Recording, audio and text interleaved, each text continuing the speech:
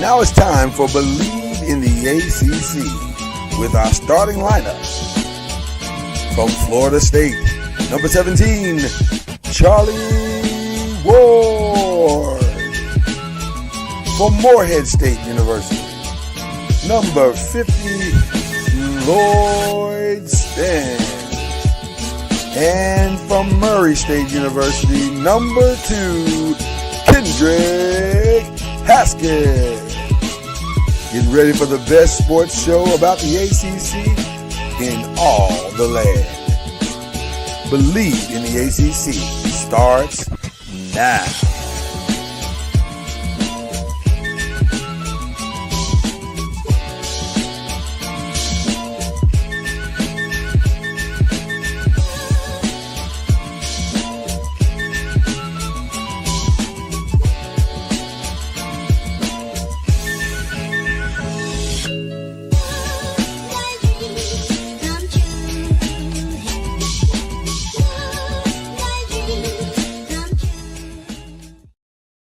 I was just gonna sing a little bit of the press and pros just to give everybody the mashup feel, but then I thought better of it. I thought better. You could have done Popcorn World. I could have Popcorn World. I could have done that and still would have gave the same feel. Listen, I am Lloyd Spence, and living in his own Goody Mob video is my brother. Who's that creeping in my window? Wow. What is going on in these streets? And I don't know. It's crazy. Scary situation. Crazy. But I digress. Another matchup is upon us, and we got a lot to talk about. Bleav in the ACC. We got press and pros. A lot of great stuff going on. We're going to get through the easy part first, which is Bleav in the ACC. It's pretty cut and dry. It's chaos. Yeah. It's absolute chaos. Cut and dry and chaos usually don't go together. They usually don't, but it's apropos here. So to bring everybody up to speed, we've had an entire season of football, of which 5 teams finished 6-2, one team 7-1. The 7-1 team was easy. They got in because they were 7-1 in the conference. The other teams, 6-2, were thrown into a pot. Someone swirled the pot around and said, let's see what comes out of the pot. And somehow we decided that the 7-5 Duke Blue Devils should be the second team to compete for the ACC championship. Kendrick, your thoughts? I'm not good at math. But I don't know how the tiebreakers worked out into the point that a 7-5 team was like, yeah, that's the number 2 seed. That makes sense. Yeah. I'm okay at math, and I still don't understand. But I don't feel like this is basic math, though. I feel like this is something else. And by the way, let me join my brother Kendrick. I've been holding off for weeks now, so I will finally acquiesce. Although I will say this is wildly uncomfortable. Okay. The way you put him on, I thought you was E40. Tell him when to go. For shit. You can tell that the East Bay was his house. Jesus Christ had dreads for shake 'em. I ain't got nothing, but I'm thinking about growing some. I love E40, in case you don't know it. You know he's got ties to Louisville. In my mind, E40 is my cousin, but I don't think that's really true. But in my mind, he's got Louisville ties. Listen, I love him. E40 is a good time all the time. All the time. But anyway, I digress. So I don't understand it either. I really don't understand it either. In fact, if you look at the standings right now on ESPN, Duke is like 6. So I don't understand how we arrived at Duke being the choice for the ACC game based on the tiebreakers. Yeah, as I said, that's why I said I'm not good at math, and so I don't know how the tiebreakers. Is this a math problem? It's got to be some kind of math. because I don't understand it any other way, and that's what I'm bad at. So Yeah. Well, I mean, I'm sure if we was to go digging through the tiebreakers, we could figure out how it happened. But I mean, I it's tried. I tried to put some stuff together and say, okay, well, maybe it's because this happened, that, and none of it made any sense. And then here's what makes it even worse: not even the highest ranked team in the country. Neither one of those teams. The two teams that are playing for the ACC championship, both are underranked to the best team according to whoever in the ACC, which is Miami. Miami essentially could make the college football playoffs, even though they didn't make their ACC championship game. But that's and by good the way, for Miami. Well, it's great for them. Listen, the U is back, baby. But the thing is Miami needs the game because for some reason, even though they beat Notre Dame, it doesn't matter. That's the other thing. So, in addition to having one of the best wins against teams that are potentially getting into the college football playoff, Miami is ranked after the team that they beat head-to-head. I don't know what's going on in college football today, but that's what's going on. And the wild thing, too, and you know, we love making fun of Miami on this show because they're always back.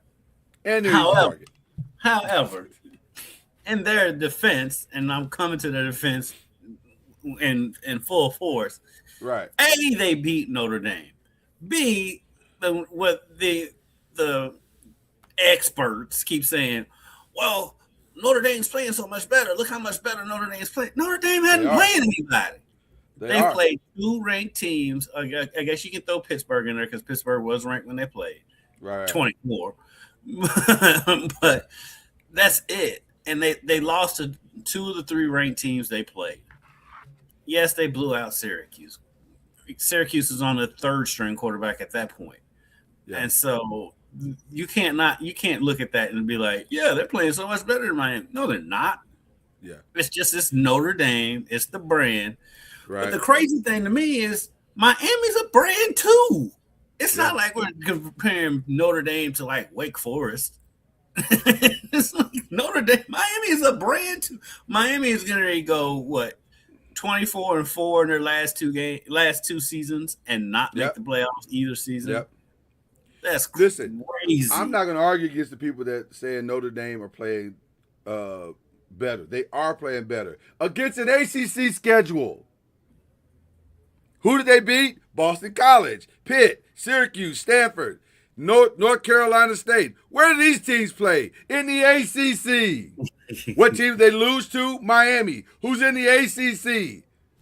So if we're talking about the schedule, Miami played better against the ACC than Notre Dame did because they lost to Miami. And then even you throw in Alabama. I'm like, okay, common opponent, Florida State. Alabama lost to Florida State. Miami went to Florida State and handled their business. Like, I don't understand any of this. I'll be honest with you. None of it makes sense. Because like Miami, it does drive me crazy because like Lebatard is unlistenable right now because they just talking. That's all they're talking about ad nauseum. But and they always have this complex that everybody's out to get them because out to get Miami. Which in normal times I'm like, yeah, full of it. Right now. I'm with them. They got a legitimate case. They have a legitimate case. It makes zero sense. There's nothing you can tell me that will make sense. I feel as though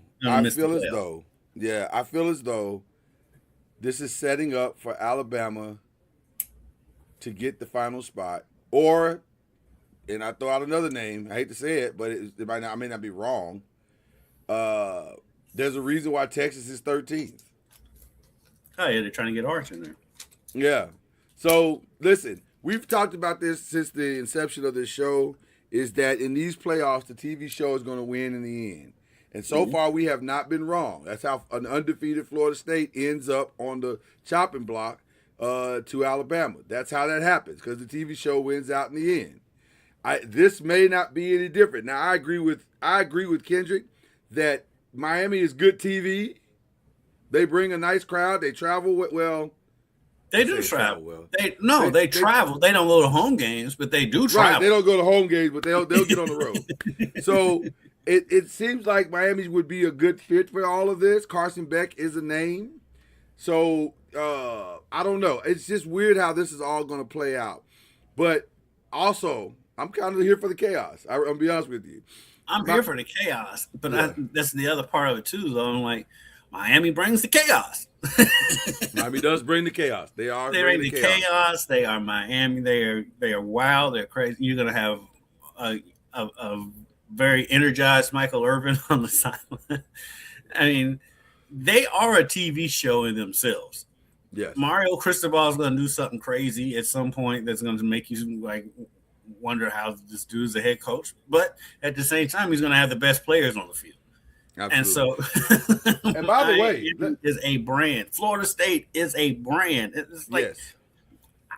I get, because we talk about it's a TV show all the time, and we've always agreed that that's why they got left out. But at the same time, those are brands too. Those are brands too. Those are brands. So those brands are going to get left out for James Madison. And here's the scary part about everything we're talking about. The scariest part. Duke could absolutely win that game. Yes.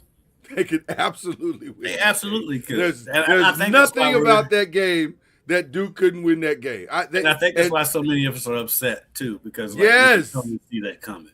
It could totally happen. And I hate to say that because I've enjoyed watching what Tony Elliott has done this season. It's been fun. He's had his team. They've survived a lot of games, but we've seen that movie before too, where you survive all these games and then the one game you need to survive, you don't. I'm looking at you, Jeff Brom. But they survived too many games. They've survived way too many games. We've been saying all season it's going to catch up to them. And this could very well be that game. So it's caught up to them in their loss this year. And yeah. There's nothing about Chandler Morris that scares you. There's nothing about Virginia's offense that scares you. Right. He's not 100%. Right. So I just don't know. We may be living in a world come Sunday where there's only one ACC team or there's no ACC team. The fact that they are really ready, willing, and able and want to leave the ACC out is amazing to me, especially when you look at the ACC's record against their vaunted SEC this year. It's been great. And I'm looking at, and now I'm looking at you, Kentucky. It's been great. That's the other part, and I have seen a lot of the national analysts bring it up that Texas went to overtime with Kentucky and can barely put any points on the board. Meanwhile, Louisville beat them 41-0 with backup running backs. With not even backups, Lloyd. A walk-on started the game, and our guy. I say our guy because it makes me laugh because I know your history. Matt Jones I love him. Had the funniest comment that I've heard talking about that game when he says, so that the running back for Louisville was a freshman walk-on from Ashland, Kentucky. Last season, in his last game, he rushed for 61 yards against Corbin, Kentucky, against Corbin High School. Yeah. Against UK, he rushed for 113. He said, so we gave up 52 more yards than Corbin. That's a great line. I got to give Matt credit for that one. That's a great line. Yeah. It was, first of all, this game was a disaster from the start to the end. It never was a game. Like the moment they said, let's start the game, it was like, okay. It was for a possession and a half until UL blocked that punt. Yeah, it was like an exhibition.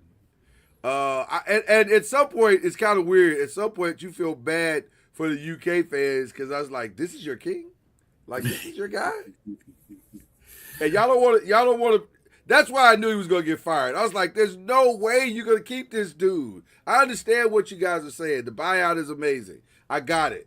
But 41-0 in that state? Especially after they got blown out by Vanderbilt the week before. Absolutely not. Absolutely. There's no way. Yeah. The combined scores of the last two games against Louisville It's 82-17.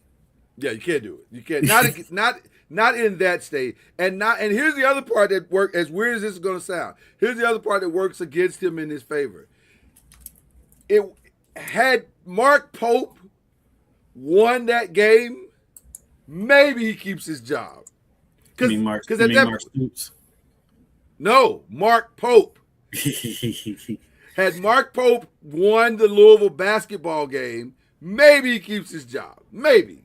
Because it's like, well, we don't care about football anyway, so whatever. He kept his job if they'd have lost like 41-34. If it was, as long as it was competitive. Also that. It's the fact that they got housed like that. That's why. And even then, they didn't. Mitch Barnhart is the athletic director of Kentucky. Nice guy. He's never been anything but nice to me. He's one of the just nice guys in what we do. He did not want to fire Stoops. That's why he didn't get fired till 10:30 Sunday night. Because he didn't. And I understand, and I completely understand that. And I guess the reason why I say Mark Pope is because this fan base tends to get distracted very easily. So especially around basketball season. So if basketball season is going on, Mark, to your point, Mitch can kind of sweep this game under the rug and be like, okay, we took this L, but guess what, guys? We're still the best team in the state. But when you're not the best at anything anymore, this is a loud loss. Yeah. And so I just don't. It was bad. It was just bad on every level. So, but anyway, that was Saturday. Let's talk about Friday. Georgia Tech. They almost had this game. They almost had this game. We kind of called that. Yeah. Yeah. I think we all still picked Georgia, but we all kind of saw that coming. Well, we're not crazy. We picked Georgia. But let's be clear, Georgia Tech, I don't want to say they exposed Georgia in a lot of ways, but their Achilles was showing for sure. Because it's Haynes King. It's one guy. Right. But that one guy all season long has been problematic for a lot of teams, which brings me to this. Can Georgia really win the national championship? No. Are they good enough to win the national championship? No. Okay. No. Okay. All right. I do you one better. Is Georgia better than Miami? Oh, that's a great question. Ironically, if I had to bet on a quarterback, I would bet on the former Georgia quarterback over the current Georgia quarterback. So, which again brings us back to the TV show element of this. Exactly. Why would you not put Miami in to meet Georgia? That's it. From our perspective as journalists, that's the story. And first round, Georgia versus Miami, the former quarterback versus the new one, that writes itself. I don't even have to spend 10 minutes on that. And that's what, and the NCAA does that all the time. Just like look at the volleyball tournament. Yeah, Louisville and Nebraska are going to meet each other in the Sweet 16. 100%. That's the way they set up the bracket. They 100%. Do this all the time. It's like last year in the NCAA tournament, in the basketball tournament with Arkansas and St. John's meeting, Calipari against Pitino. Yeah. They're going to do that. I guarantee you that happened. Guarantee you this year, Louisville and St. John's is going to somehow be in the same bracket this year, without question. This is December 4th. It's without question. We do our show after Selection Sunday. Yep. It goes without saying. Miami trounced Pitt and had to, honestly, because that was the final nail in the coffin for anything that would. But apparently that wasn't good enough. Well, it may not. It may be too little, too late. Clemson beat South Carolina to give them, I guess, their 6th win. That was their 6th win, so that got them bowl eligible. I think that was their 7th. I think they got their 6th. I think was that the 7th? Okay. I think the win over Louisville got them both. Was there 6? Okay. Boston College beat Syracuse, and Syracuse was finally put out of their misery because it's been a long, awful season for Syracuse. I feel so bad for Syracuse. If their quarterback doesn't get hurt, I mean, we're maybe having a different conversation. Yep. Wake Forest lost to Duke, although they gave Duke all that they could handle, which is what Wake Forest does. Great to see that this is our representation for the ACC championship. It's going to be awesome to see that. Thank God this is over.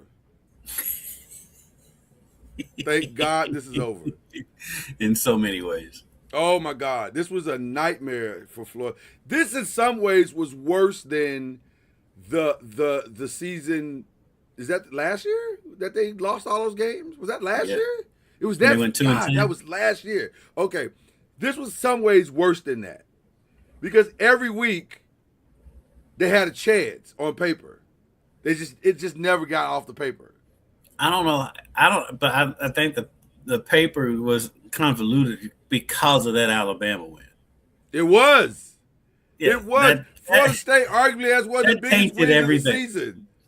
That tainted everything for us. Oh my God. The whole season we spent going, why are y'all losing games? This makes no sense. The team you beat is in the college playoffs. Sort of. Shouldn't be. Right. Shouldn't be, but, that's where we are. Well, if they lose on Saturday, they won't be. Yeah, well, they shouldn't be. We'll see. We'll see how this goes. This has been a wild ride, to say the least. Virginia beat Virginia Tech. And if you watch the game, they finished the game. I mean, now rivalry games, to be fair, are always tough. Right. To be fair, rivalry games are always tough. Yeah. But there's nothing about Virginia in this game that said, hey, we can go win a national championship. With all due respect. And their record is fantastic. But you're not picking Virginia to win anything. And so and neither is this committee probably. They're not. I think Virginia. I'm confused about the rule, by the way. Virginia to win. I'm confused about the rule too, because we had some discussion about this the other day on one of the other shows. Is the rule that the top 5 conferences automatically gets bids? I think it's or is that the ambiguity of the rule? I think it's the top 5 gets it, but if the winner of the top 5 is ranked below one of the group of 4 teams, then the group of 4 gets in over the top 5, over that conference. So that's why the ACC needs Virginia to win. Right, because otherwise Duke's not getting in. Right. And rightfully so. A 5-loss team should not be going to. Even though I did see Heather Dinich on ESPN said it's not out of the realm for Duke to get in. Basically, James Madison would have to lose, and Duke could get in. That'd be crazy. That would be crazy. So if Duke got in, that would be the most ACC insane. needs James Madison to lose. For its own legitimacy, James Madison must take an L. That's crazy. Okay. NC State does what NC State does. They beat the brakes off of UNC. And that game for me was hard to predict going in because Carolina had been playing better. Mm-hmm. Excuse me while I Agreed.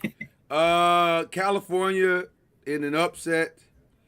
Pulled off the upset against SMU and essentially solidified that the quarterback for California will be playing probably in LSU by the end of the I don't think there's any possible way that kid is playing in California next year. They might come up with some NIL money. They better hurry up because that kid, he played his way into a check. Yeah. Especially the last 4 games of the season. He absolutely played himself into a check. He played his way to a check in that game against Louisville. Right. I was impressed with him then. And by the way, not out of the real possibility that's your starting quarterback for Louisville next year. Like, a lot of things are on the table right now. I'm just going to tell you. A lot of things are on the table. After after yesterday, there's a lot on the table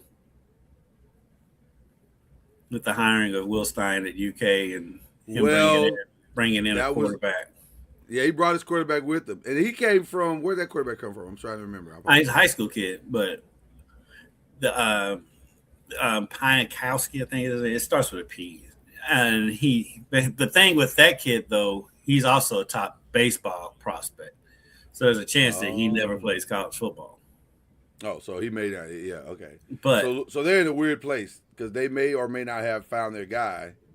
And they've got Cutter Boley there, who is a good quarterback, who I think is going to get all kind of offers this offseason. It's going to be a fun offseason to watch because Cutter Boley grew up a Kentucky fan. He's a Kentucky kid, but money talks, and he's going to get offers.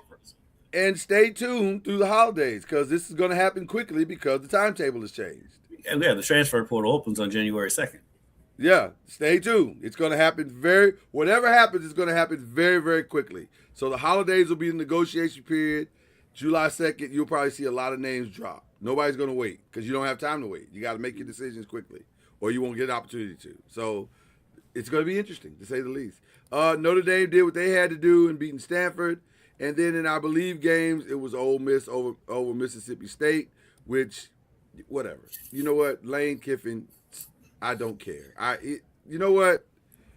That dude, man. Lane Kiffin, he amazes me. He makes me laugh. He does make me laugh. But I'm like, why are people so clamoring for this dude? He's not won anything. Anything. He is not won anything anywhere he's been. I had to remind myself. I said, I need to remind myself. Has this guy ever gone to a conference championship game? No. All he's had is winning seasons at top tier programs. He's he was an assistant. He's never won anything as a head coach. I've never seen. You know what? Lane Kiffin better than David Blaine. Far better than David Blaine. I don't know how David Blaine does any of that magic stuff that he does, the pulling frogs out his throat. I don't know how he does any of that stuff. But Lane Kiffin is, and by the way, Lane Kiffin is the definition of unmitigated gall. Yeah. He said, here's what I'd like to do, guys. Hear me out. Just hear me out. I'd like to go get my new job, but keep coaching my old job. But also have my new job pay me for doing my old job. What do y'all think? And in the process, I'm going to recruit the best players off my old job to take my new job to come to my new job. What do y'all think? And I wish I could have been in that meeting with the AD where he took off his glasses and said, "You have lost your mind."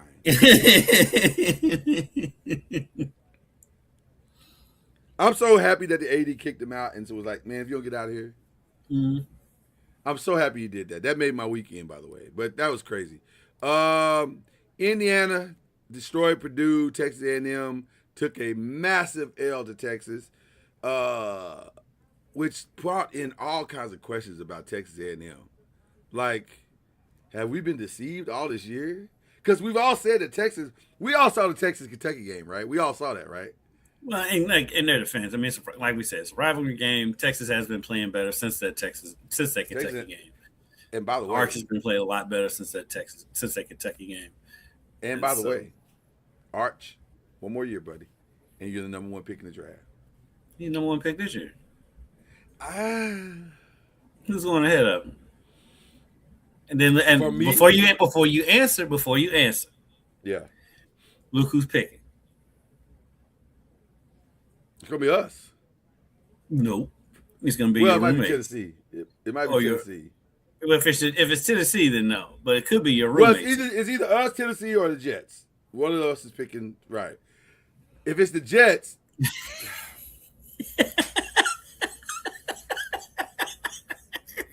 he's the number one pick in the draft. That would be the Jet, the most Jet thing to do. Golly, you're probably right. Jesus, I hadn't even thought about that. Yep. Because if I was picking, even though I think he may have one more year, I could be wrong, but I think he has one more year. I think I'd pick Mendoza. I know Mendoza can come out. He can come out this year. Yeah, I think I would pick Mendoza. I think he's the best, most NFL ready quarterback. Now put your logic aside. It's gonna be Arch if he comes out. It's gonna be Arch. It's absolutely gonna be Arch because they can't help themselves. Well, I don't know. Aaron might do it differently. He might be like, "Nah, son, I ain't doing that." I don't know. But their owner likes shiny things. So that's the problem. And the owner lets his kids make decisions. Yes. And his kids are not adults. Right. And he's like, what do you kids think? Pick the tall one, Daddy. Okay. Yeah. All right. That's going to be interesting to see how that unfolds. Ohio State destroyed Michigan. Vanderbilt did what they were supposed to do. And was not surprised but it did. I don't think it's going to matter. I've said it all season, and I've said it for years. Yeah. Pick against Tennessee in a big game. Yeah. No matter. So as we go into our final week, I carry a small 1-game lead, but I don't think it's going to matter because we will have a definitive champion because this is championship week, ladies and gentlemen, which means we, in tradition of our show, pick all of the championship games, sight unseen, on some of these games. Because full disclosure, I've never seen Kennesaw State play at all. So we're going to take our risk. We do have lives. Right. We have lives, things to do. But this will be interesting to see what happens in championship week. And also, just full disclosure to Kendrick, to make in the spirit of transparency and fairness, Kennesaw State, I think their their coach just went to go coach somewhere else. I think he's going to, if I'm not mistaken, I think he's headed to North Texas because the North Texas coach went to somewhere else. Like the dominoes are kind of falling here. Well, for what little I do know about Kennesaw State, I know they're a new D1 program. So for them to be in the conference championship, I think it's only like year 2 or 3. Yeah, it hadn't been there long. Yes. I'm not surprised that the coach is leaving. But that being said, with the coach leaving, is he staying the coach or is he already gone? That makes I have no idea, and I wish I did. I don't know. If I had to guess, I would say they're probably going to let him stay and finish that out because, hey, what else are you gonna do? It's not a Lane Kiffin situation. Most situations are not. No, they are not. So, am I going to take Kennesaw State in this one? And essentially, this is the one that cost me the entire thing. Maybe, I don't know. I don't know enough about Jacksonville State. I know a little bit about both of these programs because they're Conference USA and Western Kentucky's in Conference USA. Okay, there you go. So Jerry Mack is the coach. 45. He's only 45. Young kid, yeah, young boy. Yeah. I say young kid. He's like 6 years old, younger than me. Five years younger, but yeah, he's a kid. Right. He's a brother too. Okay. Says he's current. I don't know if. I'm trying to figure out. I'm figuring some stuff out on the fly because that's what we do around here. That's what we do. We just, we're in real time sometimes. And I think he may have been there. Well, of course, I click on his profile and it takes me to his Twitter page. Right. It says new beginning. So no, he's still there. Apparently, because he's not leaving. Well, hold on. Ole Miss has elevated Pete Golding to his permanent head coach to replace Lane Kiffin. Right? Golding and break. I don't know. Oh, he must have retweeted that. So Coach Mack is still there. Coach Mack is still there. Okay. Well, good. So then I feel confident in saying that Kennesaw State will win, even though the game is in Jacksonville. Well, with the game in Jacksonville, I think I'm gonna go with Jacksonville. All right. So there you go. So Jacksonville for Kendrick. I will ride with Kennesaw State. And on that one. I'm giving Conference USA standings. There you go. All right. So they both went 7-1 in conference. Kennesaw went 9-3 overall. Jacksonville State was 8-4. Uh-huh. Jacksonville State's undefeated at home. That's why they got the home game. And they both play okay on the road. Well, Jacksonville's 3-4 on the road, and Kennesaw's 3-3 on the road. Yeah, basically the same. Let's see. Kennesaw lost at IU 56-9. However, they lost at Wake Forest 10-9. Who did? Kennesaw. And when they in their head-to-head, Jacksonville State won the first matchup 35-26 at Jacksonville State, where this game is on. Where this game will be played. The game is tomorrow. So it's hard to beat a team twice, though. But it's easier when you're at home. I'll go Jacksonville State. Okay, I'm gonna stick with Kennesaw. on that one. But there's a lot of games, so we got plenty of time, including Troy and James Madison, which is again a big game. How big this game is amazing. Yeah, because it probably will decide everything else. It's going to decide a lot of fates in this. It's a lot of teams rooting for Troy. Why would I believe that Troy could win this? That's the real question. Well, Troy's 6-2 in the conference, 8-4 overall. Okay. James Madison's number 25. The one loss was to U of L. Did they play each other? That's what I'm looking. Yeah. They did not. They did not play each other. So Troy lost at Clemson 27-16, very respectable. Yeah. Lost to Memphis 28-7 at home. They had a bad losing streak. They lost to Arkansas State 23-10, then lost at Old Dominion 33-0. Yes. But they can bounce back, beat Georgia State, and they beat Southern Miss to close out the season.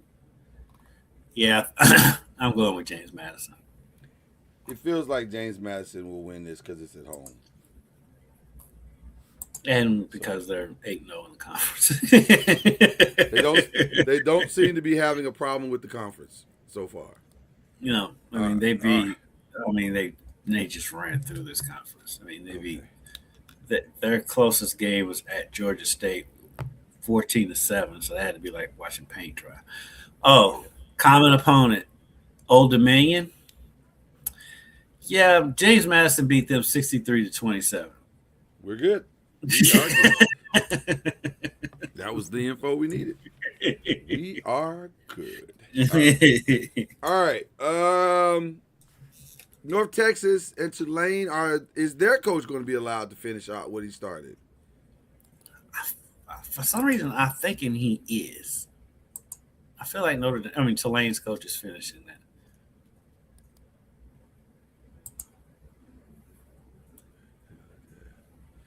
Okay. This is a brand new thing. Oh, this is nice. Okay, I'm sorry. Microsoft has added a new feature that I really like. So the side by side? Yes. Yeah, I'm just discovering it at the same time. I was like, I've been doing this for years, and now you're doing it for me. This is great. It's gonna make my Sundays or my Saturdays and Sundays so much easier now. Okay. Even though mine is telling me right click on this tab and select new split with current tab. That's what you do. That's what you do. But like when I right click, it's not doing anything. Oh, you clicked on the tab? Yeah. We're so old right now. We're having an old A moment. Oh, here we go. Look at that. Yes, it is neatly put in there. It's very nice. Very nice. We're so old. Okay. All right. So Troy. Oh no, we're talking North Texas. Is he going to be allowed to coach that team? I haven't. For some reason, you talking about Tulane or North Texas? Both of their coaches. Oh, that's right. Both of their coaches are gone. Jesus. Okay. I don't know I can't what to see do with Florida that. letting him coach. I'm thinking he's probably Summerall's probably in Florida. Yeah, they're probably not having it. That's SEC, baby. Right. Leave your past behind. I'm gonna say Tulane wins that one because it's at home and because of what you just said. That I can see a path where the Tulane coach gets to coach his team. There's no path where the North Texas coach gets to coach his team. You mean the other way Summerall's around? not coaching his team. Well, Summerall was at Tulane. I mean, well then I'm picking UNT then. So who is the who was the UNT coach? I don't remember. Let me see my newfangled split screen I got going. I love it. And by the way, to go backspace, I'm educating you in real time. You click on the new tab, the new one, and then hit the backspace button, and that's how you go backspace. If you need to go backspace. I love this. It only took them 1,000,000 years to get this technology, but I love it. Wow, North Texas only loss was to South Florida, but it was bad. It was 63-36. Right.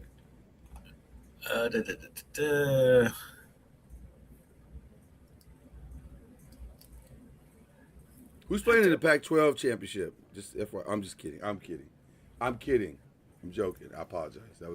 You deserve better than that.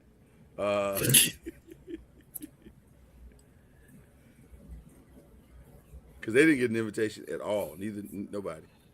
Well, they're not a conference really. They have conference wins and losses. It's just two teams cutting it up. The North Texas, that game is at Tulane. Let me see about Tulane. Let me see about the Green Wave. And Tulane always takes me back to my youth. Your misgotten youth. When they were in the Metro with Louisville. I remember those days. So Tulane's two losses are 45-10 at Ole Miss and 48-26 at UTSA, which I was watching that game for some reason. Why? It was on a Thursday. What made you watch that game? It was a Thursday, and I was at the station. I think I'm gonna go with Tulane. I'm very tepid. Okay. Where did North Texas coach go? I want to say he went to the Big 12, but I can't remember. And I am confused on how to navigate these tabs.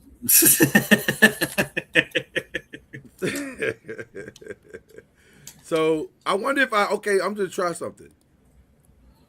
No, it didn't work. Oh, you can double tabs. Oh, this is dope. This is so dope. Okay. All right. It's a lot going on right now, people. We are completely distracted. I'm sure this is a great podcast. Yeah, we're completely distracted right now. But it's cool. It's very cool. It's very cool things going on right now. Hey, if you all want to play along, do the same thing we're doing, and you'll see why we're distracted. Yes, this is brand new stuff going on in real time right now. Okay. Give me I don't know, maybe I should go North Tulane, but they're both ranked. You just smashed up both. You just said I'm gonna go North Tulane. North Tulane. That's right. I'm hedging my bet, Kendrick. I'm hedging my bet. That's the hedgiest of the hedging. That's the hedgiest of the hedgy. You said Tulane. I can't. All right. Crap. I'm going to go North Texas. I'll stay with North Texas. I don't know. I don't know either. This is the definition of flying blind right now. All right. BYU and Texas Tech. The first time that they played, this did not go well at all for BYU. But again, it's tough to beat a team twice. At least this is on a neutral. Is this on a neutral field? It's on a, well, sort of. I mean, it's at AT&T Stadium. So technically that's a neutral field, although Utah is quite a ways away from Texas. So if you want to call that a neutral field, then okay. I'm going Red Raiders. Yeah, I think Texas Tech knows they have everything to play for, and they're probably gonna. And I like their coach, I by the do way. like Shout out to their the coach. I do like the story with BYU's coach staying. They could give him a Yeah, little extra could going give him a into little this. boost. Could give him a little boost. I'd like to Uh, actually. I'm picking Texas Tech, but I like to see BYU I win want BYU to win. I really do because I'm here for the chaos. I'm always here for the chaos. that. Okay, UNLV and Boise, I'm not and it's picking at Boise. Boise. Yeah, I'm not picking Boise to lose at home on that blue turf in December. I hate that blue turf. I've hated it since the day they put it in. I hate it. It's goofy. It's just The funny thing is, like, because I actually went to Boise during the NCAA tournament. okay. Shout out to Boise. The people there are super nice. So we were That's how they there, are. and like we was just in the gift shop, and like just a guy working there was like, "Hey, y'all want to see the turf?" We was like, "Well, sure." And he took us out, told us the whole story, and it was they're honest about it. It was a publicity stunt. That's why they did it. And I'm like, you know what? You lived up. You own it. I'm with you. So I like If you own it, I guess I can respect it a little bit, but I hate it. I absolutely hate that thing. Okay, so we both going boys on that one because we have Yeah. no reason to pick UNLV whatsoever. Miami of Ohio and Western Michigan. Here's what I know. For a long time, both those programs have been pulling upsets against other people. Yeah. And they tend to do it every year. Now, Miami this year of Ohio is 7-5. When they played Western Michigan at Western Michigan, no, they played them at home. I'm sorry, they beat them 26-17. But however, this game is not at Western Michigan. This game is at. You mean the game is not at? I mean, this game is not in Miami of Ohio. This game is at Western Michigan. So. And by Western Michigan, I mean Ford Field. They're playing in Detroit. So it's technically Detroit's home game. Although Miami, Ohio is not that far. They travel well. Is this that version of Ohio State, Michigan? Is that what this is? No, it's the MAC. Everybody's in Ohio and Michigan. The whole conference is in Ohio, Michigan. That's also true. That's also true. But are these the most Ohio State, Michiganish type teams in the MAC? That's the question. Because I think they've had the most success, right? Like Eastern Michigan is not doing anything. Like, I mean, the MAC is always it's because Northern Illinois had their moment. they had their moment. Ohio had their moment, and so it's the MAC is just the MAC. It's Yeah. They're the You scrappy never know. little brother that every they now are and then hits scrappy that I don't know why anybody schedules them. Yeah. They are the scrappy Bowling little brother that Green. every now and then hits a half court shot to win 21 against all the older guys. Yeah. I mean, Bowling Green's building with Eddie George there, and so Yeah. and their that goofy cat, and so That's a weird thing. that thing is weird. That is a But only if you thing met weird than that Eddie- is that, if you met that Eddie baby George, in New Orleans. if you met Eddie George, it tracks. So, so I love the MAC though. I'll probably watch that game if I'm not busy. And so, I may watch all these conference championship games on Saturday, just because. especially the ones that are playing outdoors in the cold, because that's gonna be a good time. those games are fun to watch on television. Yeah, awful Yeah, to be 'cause- there, but yeah. And a quick, and a quick aside to that, and I'm sure you're gonna hit me with a humble flex, even though it's not deserved. So U of I'm L, not the judge of that. I don't trust your judgment at all. But so U of L honored Devontae Parker at the game, huh? I'm not gonna hit you with that. They honored Devontae Parker at the game on Saturday against Kentucky. Mm-hmm. And I covered Devontae in high school. My mama know his grandma. Yeah. So I was talking to Devontae during the game, Yes. and I was like, "Are you back up here now? Are you down in Florida?" He's like, "I go back and forth." And the weather was terrible that day. the Kentucky Louisville game. And I was like, yeah, I'm sure you can't wait to get out of this. He's like, nah. He's like, but did you see that Michigan game, the Michigan Ohio State? And I was like, yeah, it was snowing. He's like, he's like, it's fun to watch on TV, but I don't want to be there. I was like, exactly. Don't want to be there. We all share this. I'm not gonna hit you with that because Devontae was my very.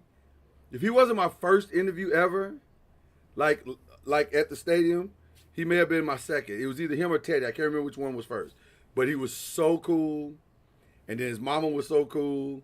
Mm-hmm. So I've always held a special. And one of the best pictures I ever took was in Orlando. We went to Orlando, and Devontae scored that touchdown that Teddy threw to him, and he's standing over the dude like this. And and so I've always loved Devontae and will always love Devontae. So. I love Devontae because of the fun fact of if you ask Devontae about football, he's not going to give you a good answer.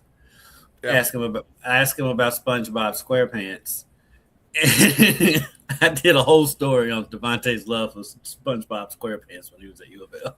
That's hilarious. Devontae is a great receiver, for sure. Great college receiver.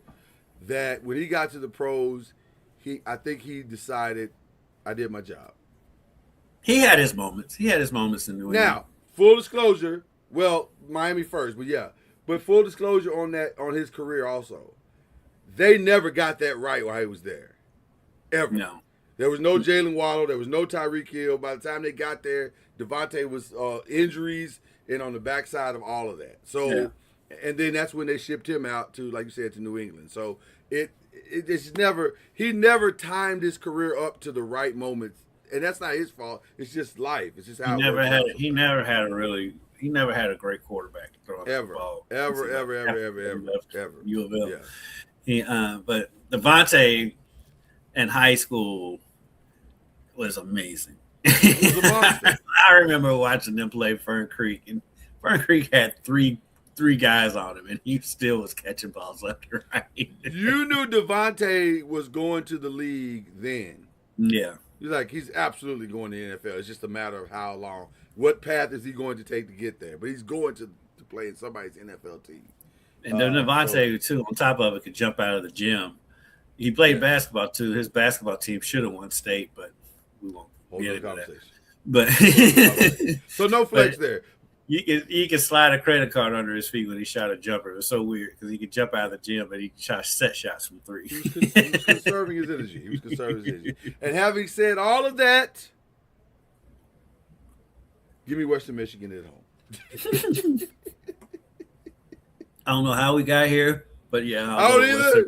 But I was sitting there thinking, we haven't picked this game yet. So, are you going Western Michigan? Mm-hmm. Okay, all right. Now let's get into to the other stuff because this is when it gets really good. Plus, Kent Taylor went to Miami of Ohio. I can't pick him. I refuse to pick this. Yeah. Shout out to Kent Taylor though. We love Kent on the show. Georgia and Alabama. Like you said, it's hard to beat a team twice, so I'll go Georgia.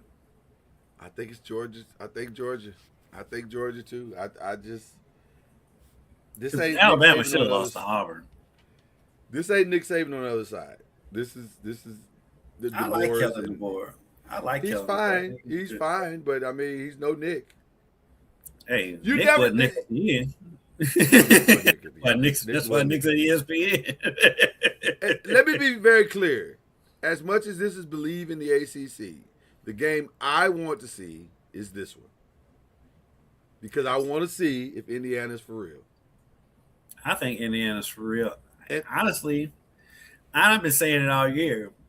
Resume-wise, Indiana should be ranked ahead of Ohio State.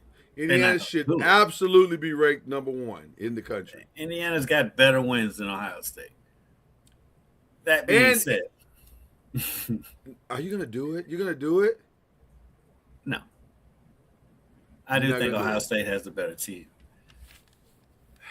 You know what? I am going to go out on a limb. Heisman Dosa. I'm going with Fernando Heisman Dosa and the Hoosiers in Indianapolis.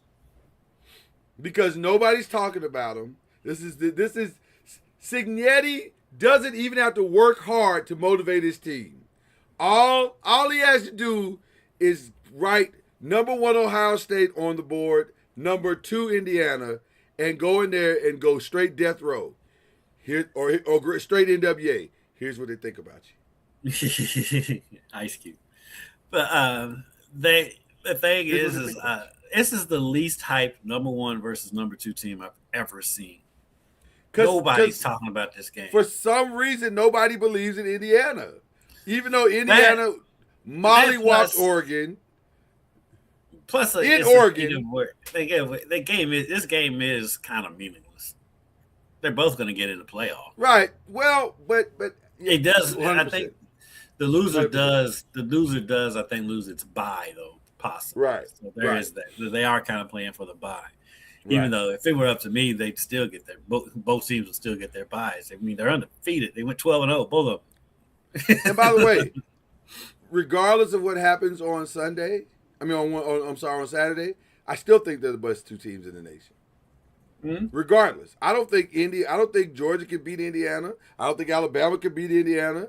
I think Indiana is legit a top 2 team. I agree. Now, I agree wholeheartedly. I've been saying they should be number 1. I'm calling the upset. If you want to call this an upset, I'm going to call the upset because I think Indiana's going to win this game. Crazy thing is, I'll be in Indianapolis on Saturday, but I'm not staying for the game. You're not going to go. You're not going to stay for the game. No, the game don't start till 8:00. I mean,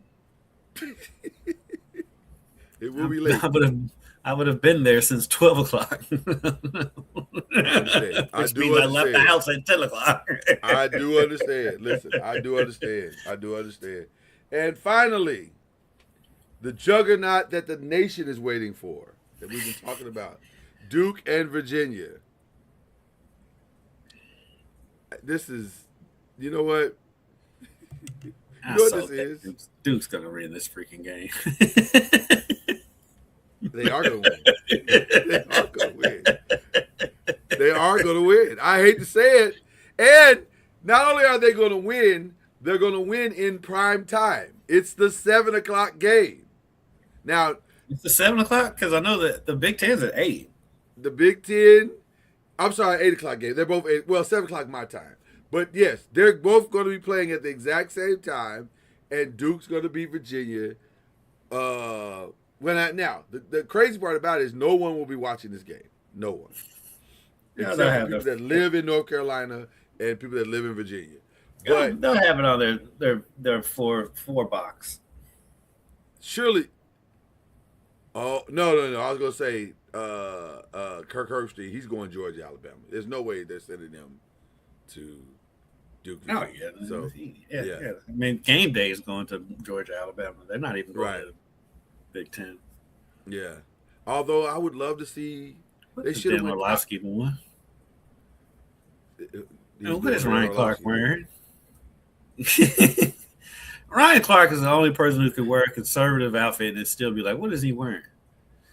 I can't wait to see it. I see his shirt he got on. All right. And Dan Orlovsky is literally tying his tie on the air. Because Stephen A. is not going to let him have it any other way. Are you going Duke? You are going Duke? Yeah. You're not alone. You're not alone. I fully expect Duke to win this game. I really do. And at that point, do you fire the ACC commissioner at that point? Like, is it over for him? If they didn't fire him after this TV contract, then that dude's got 20 lives. He's got 20 lives at this point. All right. So there's your Bleav in the ACC, guys. I hope you enjoyed it. Now we transition to what we like to call the press of the pros. And you gonna play the open?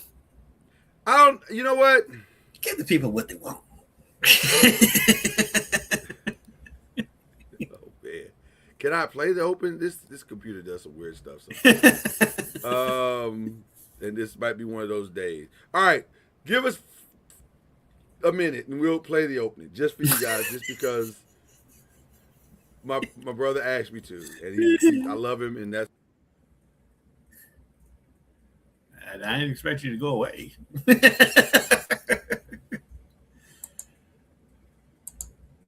As I pull up my NBA page.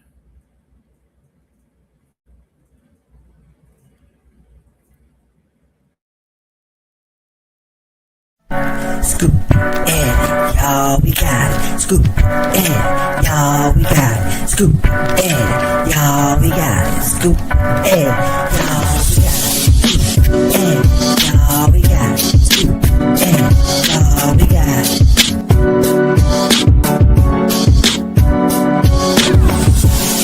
That's how we go. This is how it games the press pro. That's how it goes. This is how it games the press pro. That's how it goes. This is how it games the press pro. That's how it goes. This is how it games the press pro. And now, get ready for Kendrick Haskins and Lloyd Spence, the press and the pros. Let's go.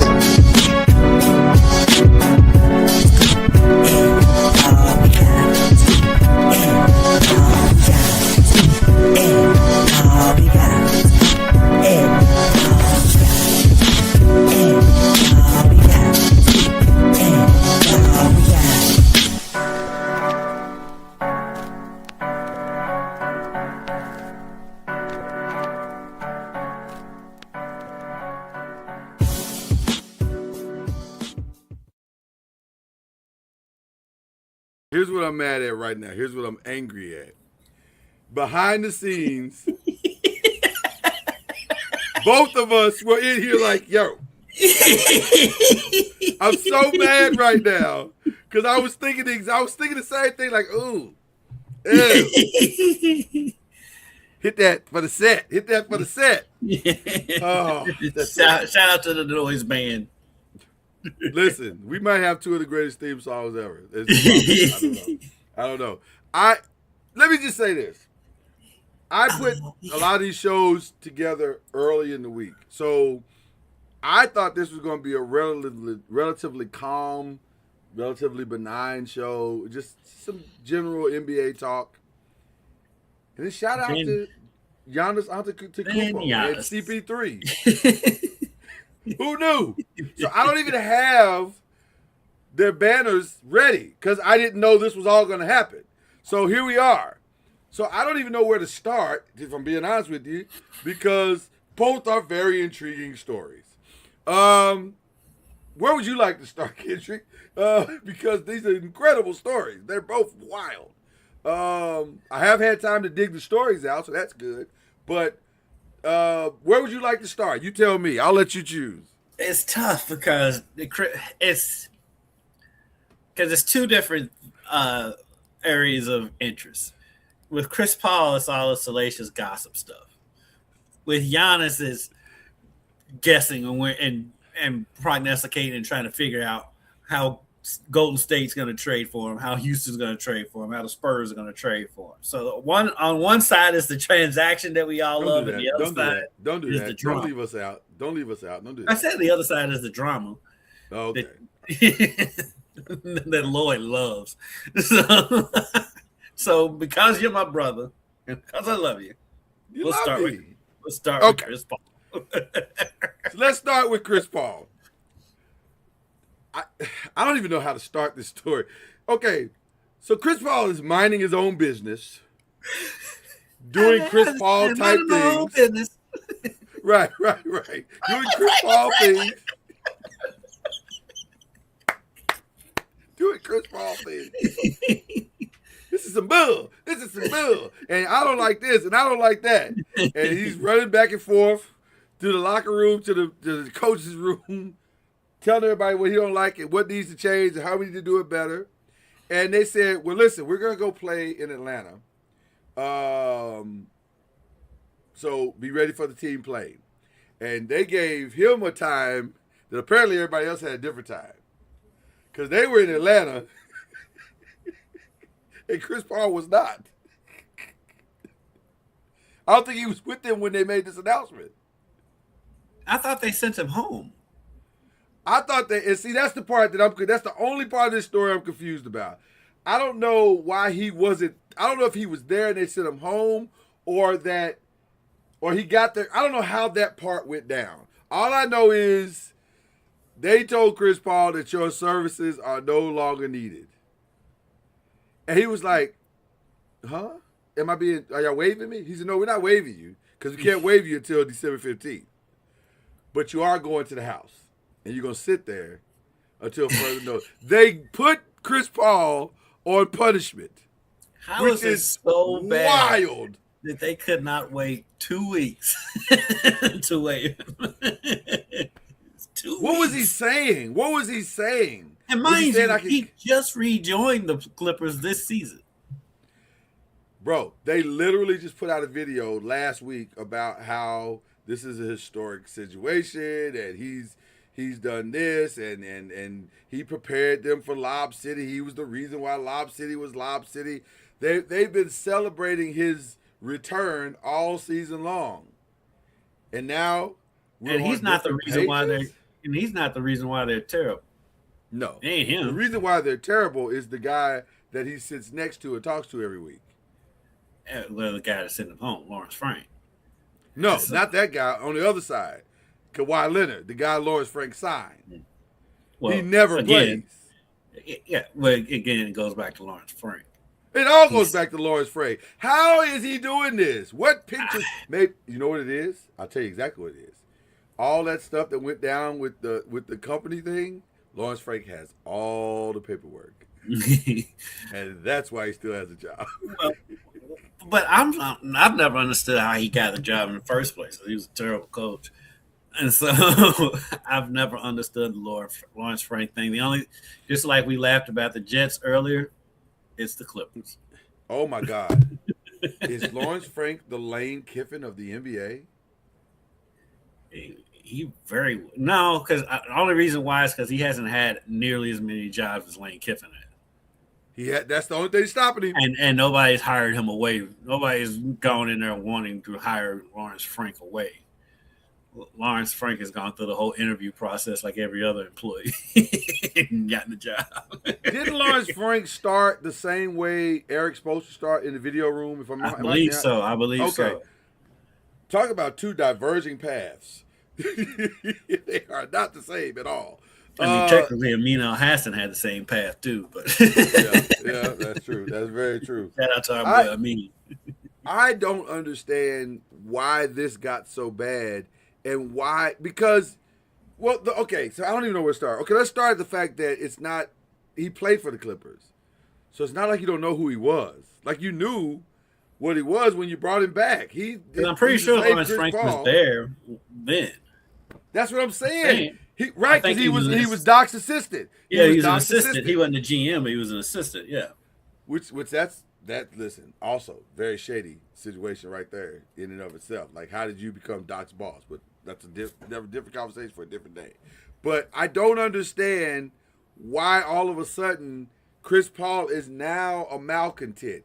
He spent his entire career being a malcontent. There's nothing. Yeah. He doesn't know any. You know what?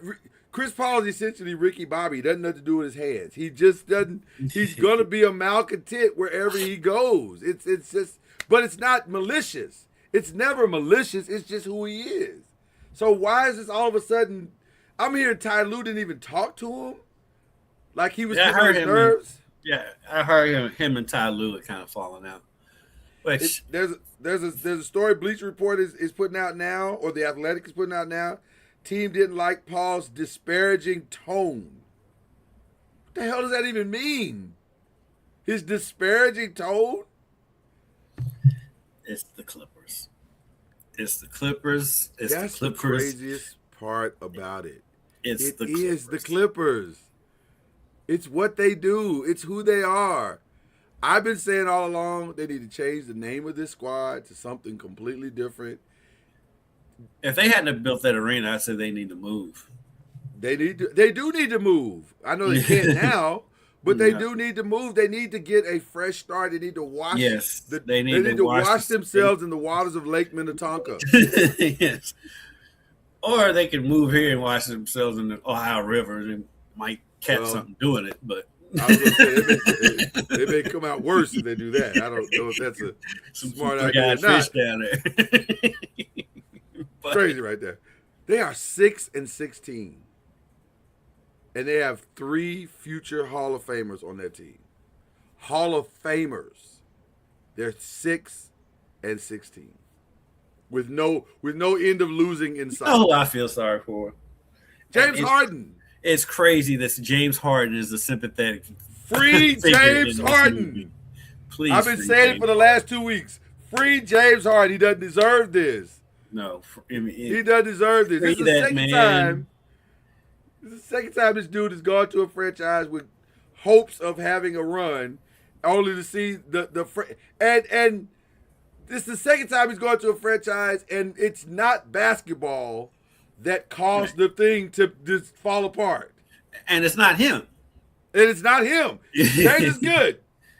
You know what? This is not the second time. This is the third time.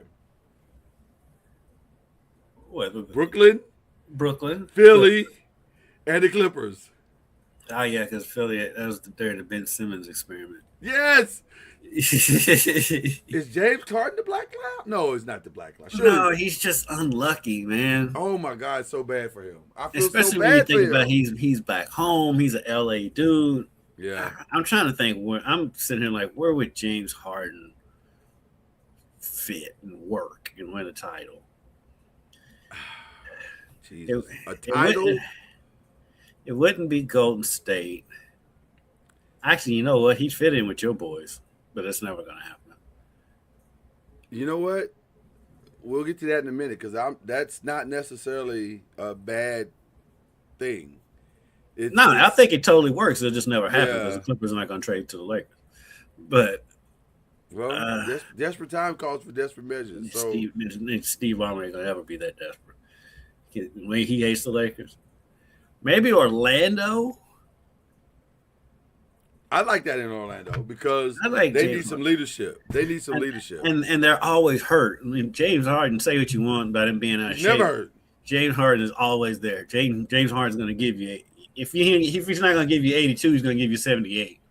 The And best so- part of James Harden's game is that he's cultivated it to be very injury free. Like And he plays can play the style of forever. basketball. Yeah, he plays the type of basketball that is risk averse, and that's smart on his part. That's very, very smart on his part. What do you think about maybe, even though they're not doing anything this year, Okay, but next year, the Pacers, you know what? him and I Howard. was right before you said it. I was thinking in my head, I kind of like that, at least for this year, because it at least maybe salvages this year a little bit anyway. Because I think they could probably sneak into the play-in if they had a James Harden.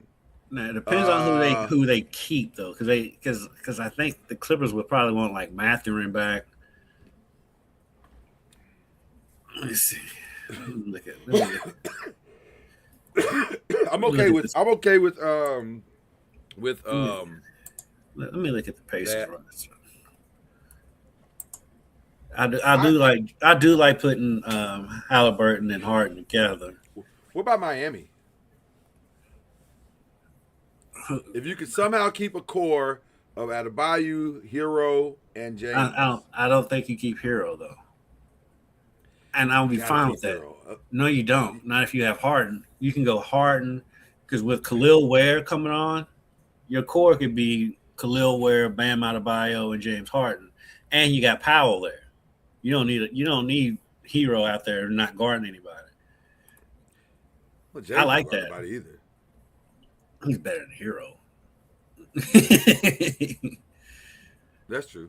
James actually, his defense has gotten better. He used to be horrible on defense, but he's not anymore. I'll say this about that shout out to Dan Bell. No, he's too old. It- Part of the reason why they let him go is because he's old. Well, but here's the reason why I think it could be a possibility, and this is one reason only, because he and JJ are friends, and the experience in Him and Bron are friends, but you don't need him and you Brian don't are want- friends. You don't want the two oldest people in the league on your team. Well, you might if for the accountability, because I think JJ is a little frustrated with what LeBron has been doing lately. Like that thing the other night had him lit. He was pretty hot. I don't know if you saw that. LeBron was kind of hot. Yeah, you try to call play and LeBron's over talking to the Phoenix bench. Yeah. Right. I was like, what are you doing? Like, why are you? If you read or listen to that book on the Lakers, you're not surprised if that happened. Yeah. Well, so that brings us. So that is a smooth transition to the other thing that's going on. So I'll take you back 2 days ago, Kendrick Haskins. And on some very off-brand, obscure websites and Twitter handles, you started hearing rumblings that Giannis is about to ask for a trade. And I'm like, first of all, I don't know you people, so I don't know if I'm going to take anything. These feel like parody sites, and I'm not going to take them seriously. Although that would be the greatest thing of all time. But Tuesday night, it started getting louder. So I had to start taking it a little bit seriously because it started getting louder. Come into Wednesday, and out of nowhere, 2 stories broke. Number one, Mark Walters, the new owner of the Los Angeles Lakers, has decided that he's going to merge the broadcast company that in LA that shows the Dodgers with the broadcast company that shows the Lakers. So they will now be under, it looks like they're going to eventually, or here in the next people in LA will actually be able to watch their teams finally. Because that is one station. That's been so weird. That TV situation out there is strange. It is. It's very strange. But it looks like they're going to have it on one station, which is going to bring in an ish ton of revenue. Yeah. Now, why would you need this much revenue? Because things are about to financially change in Los Angeles. There's still a salary cap. Yeah, but you're hedging your bet. This is what I understand about Mark Walters. Or just about understand. Part of me is just coming back at you because I just don't want you to have nice things. I know that, and I appreciate that. I can appreciate that. I can. I really can. And by the way, there will be many of you that will show your face. But the problem is this: you don't spend $10 billion to wait to win. And NBA owners are the most obsessed with making splashes. They are the most obsessed. Especially new owners. They're the most obsessed. How Phoenix is in the trouble. That's how Phoenix got in this trouble all along. Right? But the fun thing, real quick. Go ahead. Yeah. My man Stu Gotts, who is, is wildly clowned as like the village idiot, but he's not. He called that from day one. He did. You gotta give him credit. He did. He did from day one. It has been a disaster in Phoenix. Yep. And shout out to Draymond Green for trying to bring Matt Ishbia some measure of trying to get his reputation back. He brought him on the podcast and interviewed him or whatever. So, Matt jumped out there a little too soon, a little too fast.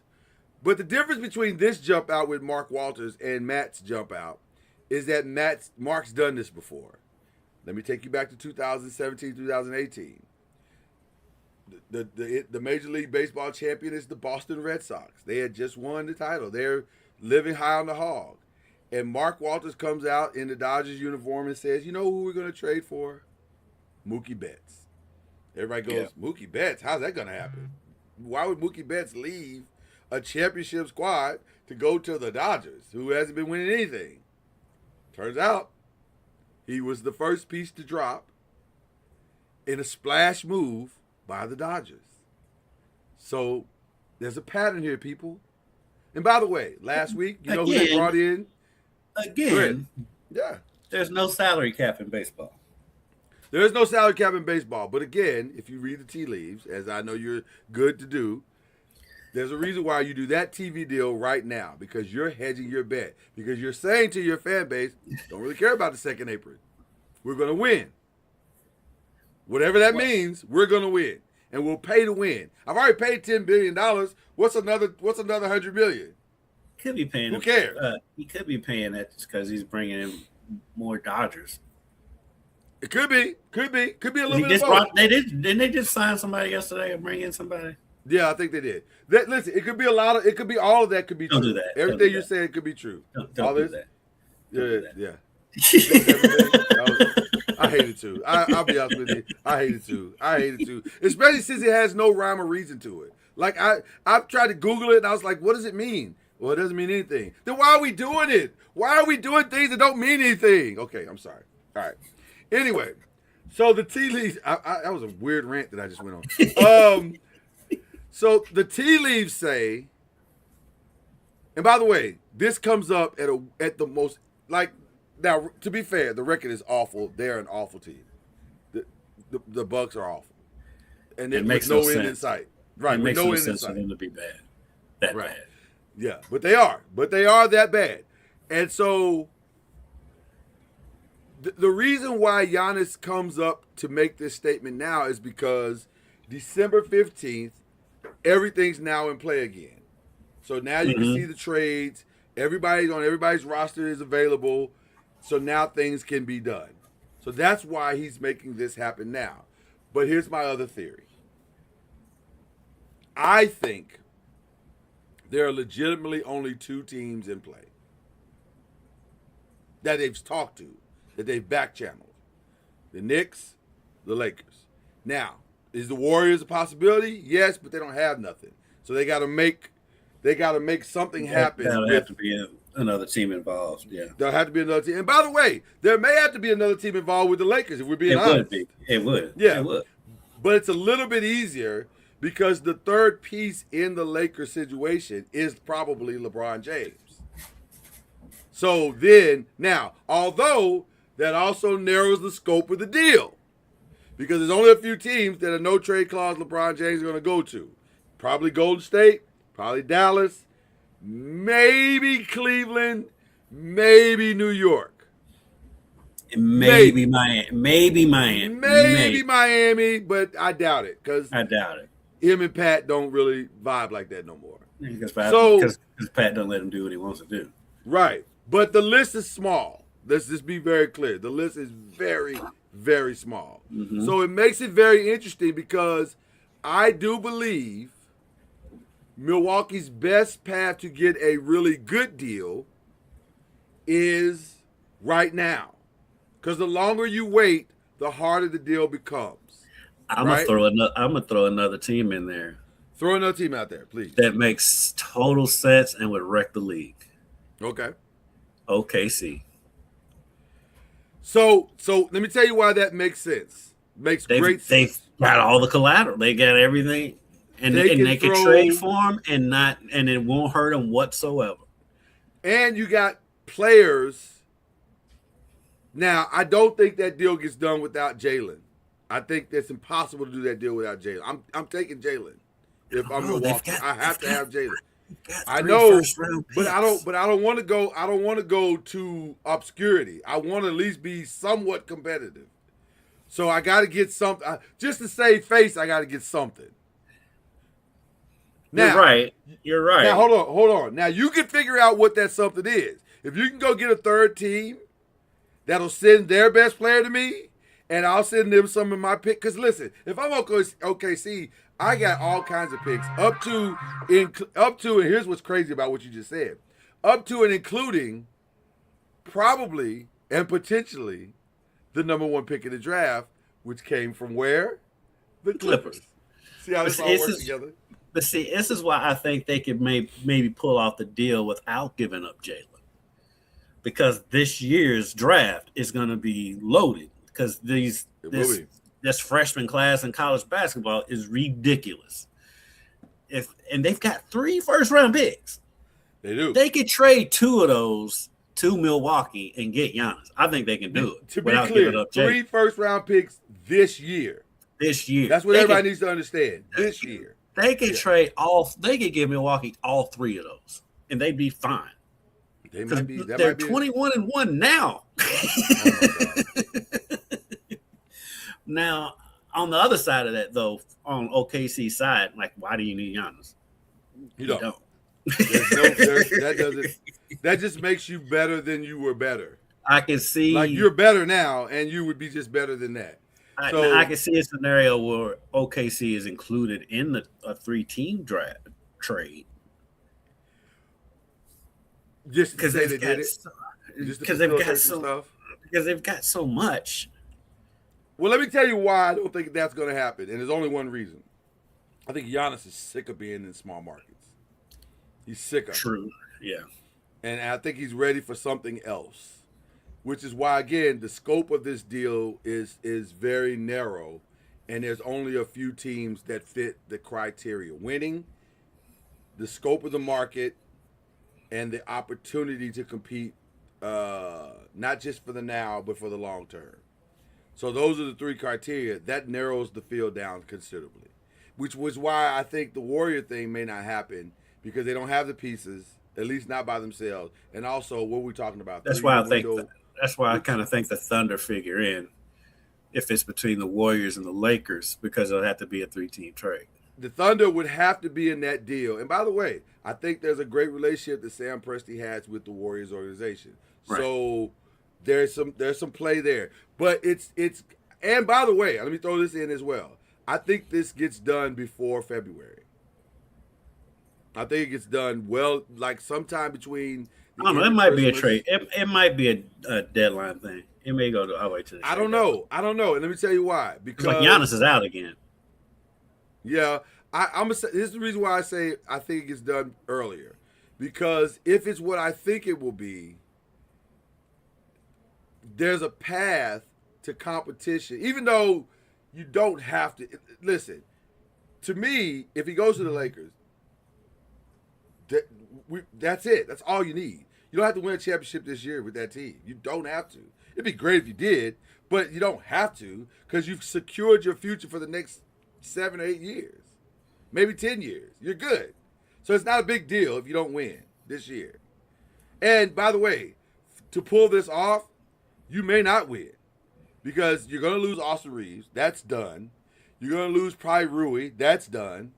You're going to lose LeBron. That's done. So it's going to be challenging to win a title when you're having to do training camp again in February. Yeah. So I don't think losing LeBron's going to hurt him. Well, the way he's playing. Well, here's what I mean by that. It's right now, the best part of what the Lakers are is that they don't have to really do anything. They've got a pretty solid team. They're probably going to be 2-4. Because, I mean, if we're being honest, after this season, they can just let LeBron walk. They don't have to. Well, they're going to let LeBron walk. But also, here's the other part of that. They may let Austin Reeves walk. I think the reason why the Lakers are feeling pressure to do it now is because they don't want to have to come to the reality that they may have to pay Austin Reeves $40 million a year for the next 5 years. With all due respect to Austin Reeves, who I would say has earned his money. He's earned his money, but yeah. But do you want to do that if you're the Lakers? That's your backcourt for the next 5 years.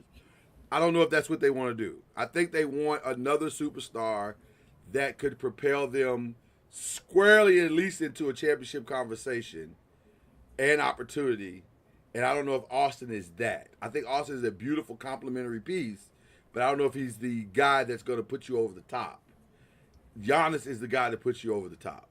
Right. So, but again, if you're the Lakers, you don't have to force yourself into anything just yet.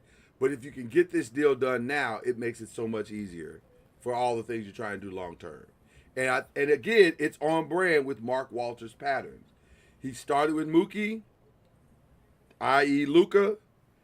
Then he started bringing in Freddie Freeman. Then he started bringing in Shohei. And then by the time, now he's got a team that's probably going to run Major League Baseball for the next 50 again, I'll point out that there's no salary cap in baseball. You keep pointing it out if you want, but it doesn't change what I'm saying. And you know that, Grizzlies fan. Speaking of the Grizzlies. Why? I don't even watch them. I don't know why. They need to go ahead and just trade John. Well, what's interesting about what you just said, and that's where I was headed, and I'm going to speak from a journalistic perspective when I say this. Tim McMahon out of Dallas, and I forget who we did the piece with, so I apologize for not giving that journalist credit.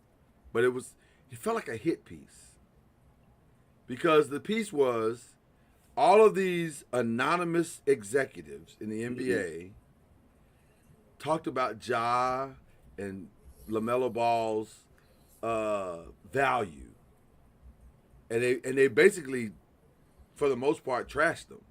They don't have any value. Ja's already washed up at 26. He's got to rehabilitate his right. Anybody says that's dumb.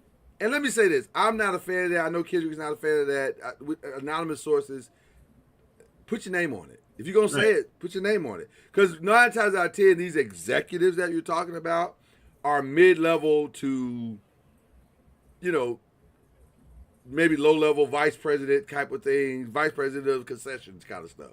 So, anonymous sources can be anybody. So, I don't love that they did this piece, but also, Ja, when you're putting your finger in Klay Thompson's face, right? You're not helping yourself, buddy. Like you're not. That's crazy. With what Clay's comments after that were so dead on.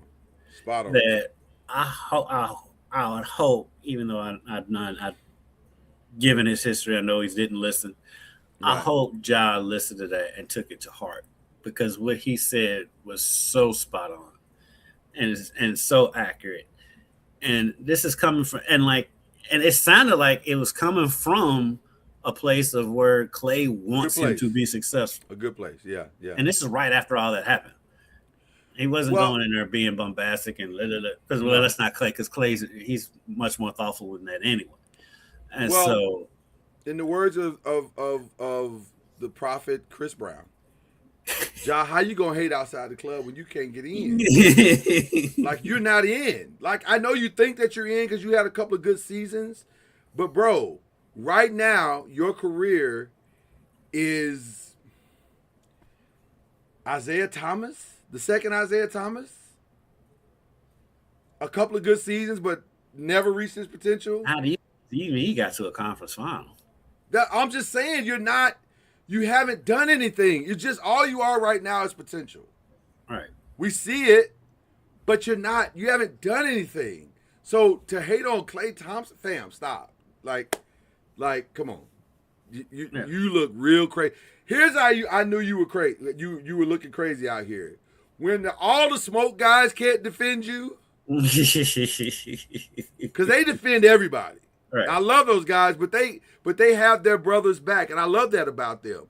But when they said you out of pocket, fam, you out of pocket. You out of pocket. So the thing is like how we expect him to grow up when there's video of his daddy over on the sideline dancing and acting a fool. And it's just like, bro. So where can he go? It's clearly is a divorce. He's got to go somewhere that has vets. Okay, period. Where would he go? What makes the most sense? I know where I would like him to go, but this is for purely entertainment and selfish reasons. Where? Detroit would probably be a good fit for him. No, I don't want to mess that up. They got a good thing going over there. Don't mess that up. I would love to see him be the new Jordan Poole in Golden State. Golden State would be good for him. Be fantastic for him because Draymond is going to pull him into a locker room and say, "Listen here, Lil, I will beat your Jimmy Butler entire." They would probably jump him in like a blood and crip initiation. If you even think about acting a fool here, we're going to daily whoop your tail. So they would get him right. I think they'd give him some act right. I hadn't thought about that, but I do think that would be good for him. And I think it would be good just to get his career back online. It'd be a good fit, too. I mean, you can finally get up out from under Kuminga. Yep. Because they still can't figure out what they want to do with him. You can get out from under Kuminga. Only thing is like Ja's going to command a huge salary after next year. But 3 years under Steph and Draymond could be the course correction that he needs to get his career For him moving in the right personally, direction. yeah, but I'm thinking on Golden State's side, you're already in the second apron now. Yeah. I mean, that's I don't know true. if they can afford it. So, And while, well, it depends on how you choose to handle it. Because if it's a trade, maybe you say to Ja, listen, your money is contingent upon you acting like you got some sense. Because is his salary locked in? I don't think he's got so. another year. He's got another year. But what I'm I saying tell is, you where else makes sense for him. go ahead. Houston. Van we Vliet's just out. But we just said don't do that to James Harden. Why are we doing this to KD? Why are we doing this? Does KD deserve? KD done been through enough. Why you got to go through that too? I think KD can get it right though. I don't know. He ain't vocal enough for me. If KD were louder, I would say yes, but he ain't loud enough for me. KD's more likely to shut him out than to bring him in. You are sure. You're very right. He's like, I'm not dealing Well, with for it. the hilarity and for the comedy of it, you was talking about you want to see it funny. Minnesota's the place for the comedy of it.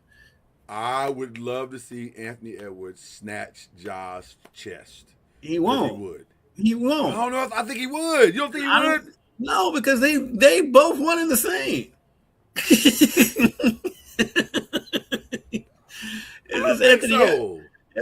It's just that Anthony Edwards doesn't. He doesn't get into it with anybody except for KD apparently. But his vice is different. His vice is different than Ja's. Right. Anthony loves the women. He loves the ladies. Yeah, and the ladies love Anthony.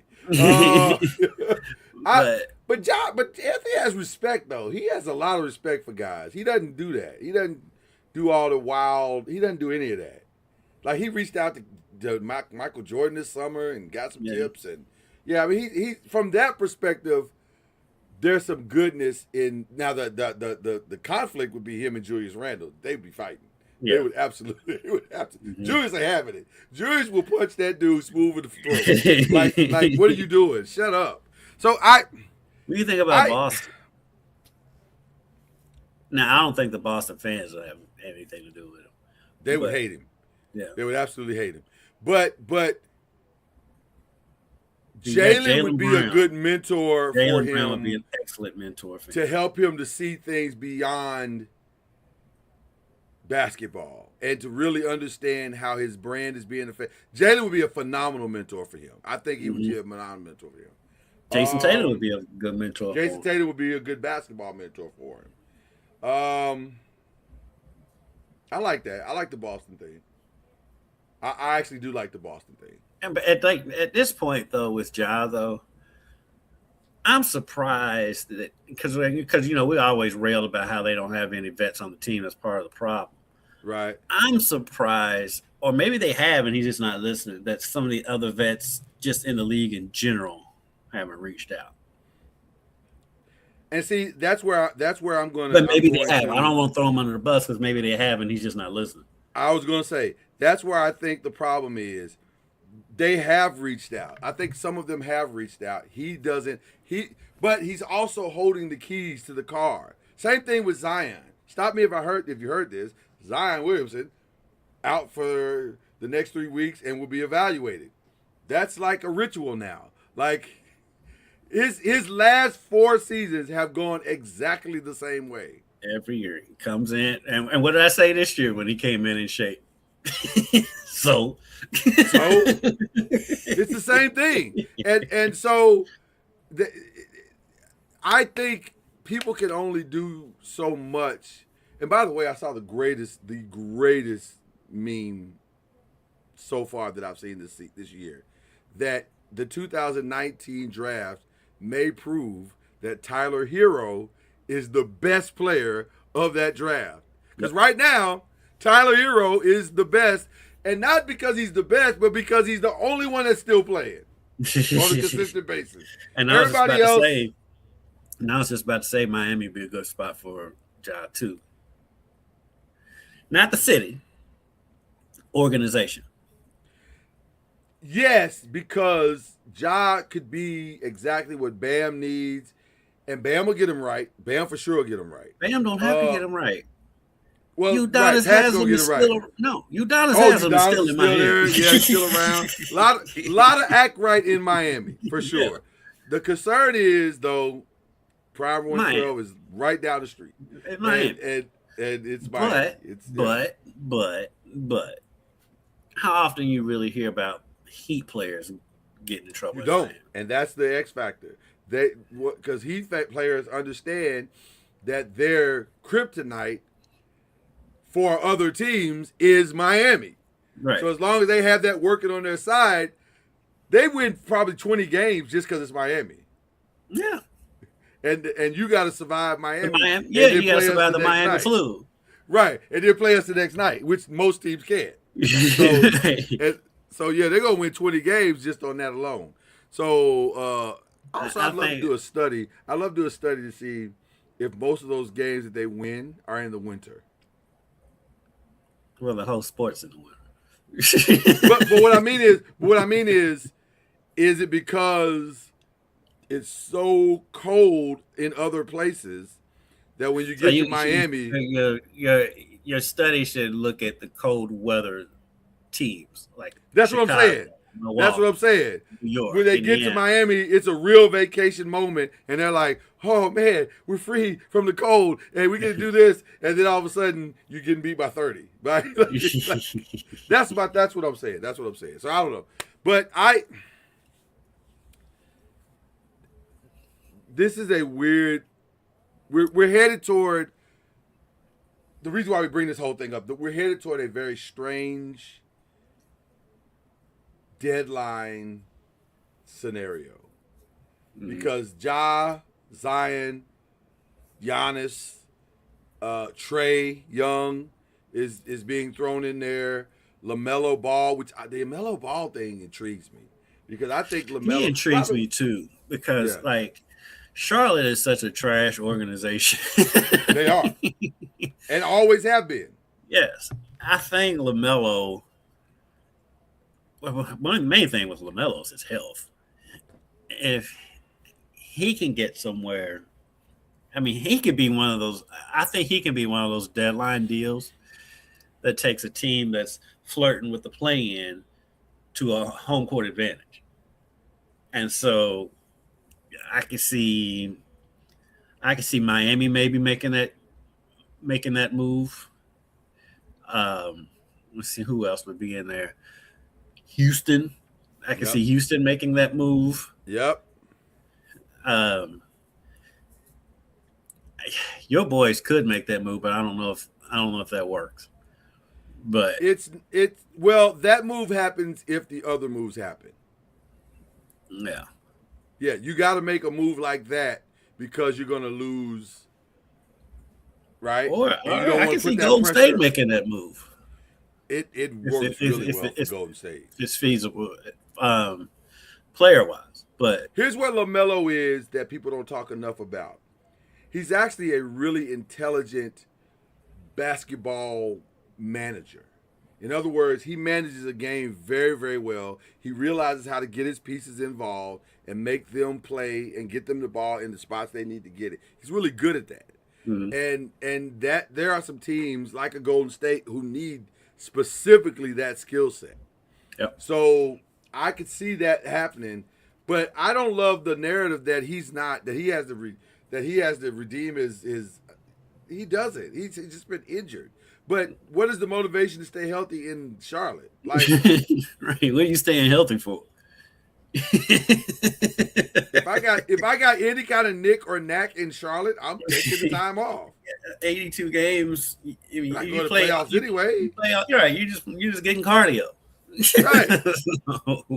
And collecting my check. That's all I'm doing. Well, I mean, we was talking about free James Harden. We also need to free LaMelo. Free LaMelo. He doesn't deserve this. He doesn't deserve this. So this is going to be a very unique deadline. So stay tuned over the next week. And like you said, not even the deadline, just that December 16th date. Yeah, once that hits, we're in play. Everything's in play. Everything's in play. So it's going to be very, very interesting. So That's what we got.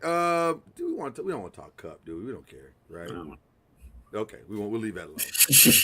Let's get to what we really want to talk about, which has nothing to do with basketball at all, by the way, because we're now in the other stuff.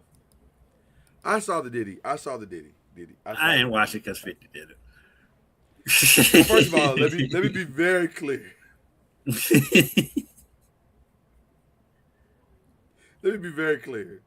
It is a 50 Cent produced documentary. It could not be more petty. That's why I didn't watch it. It is 4 solid petty episodes of trolling. He in the span of 4 episodes, he manages to link Diddy to the Tupac killing, he always has been linked to that though. Right. He has been linked to it, right.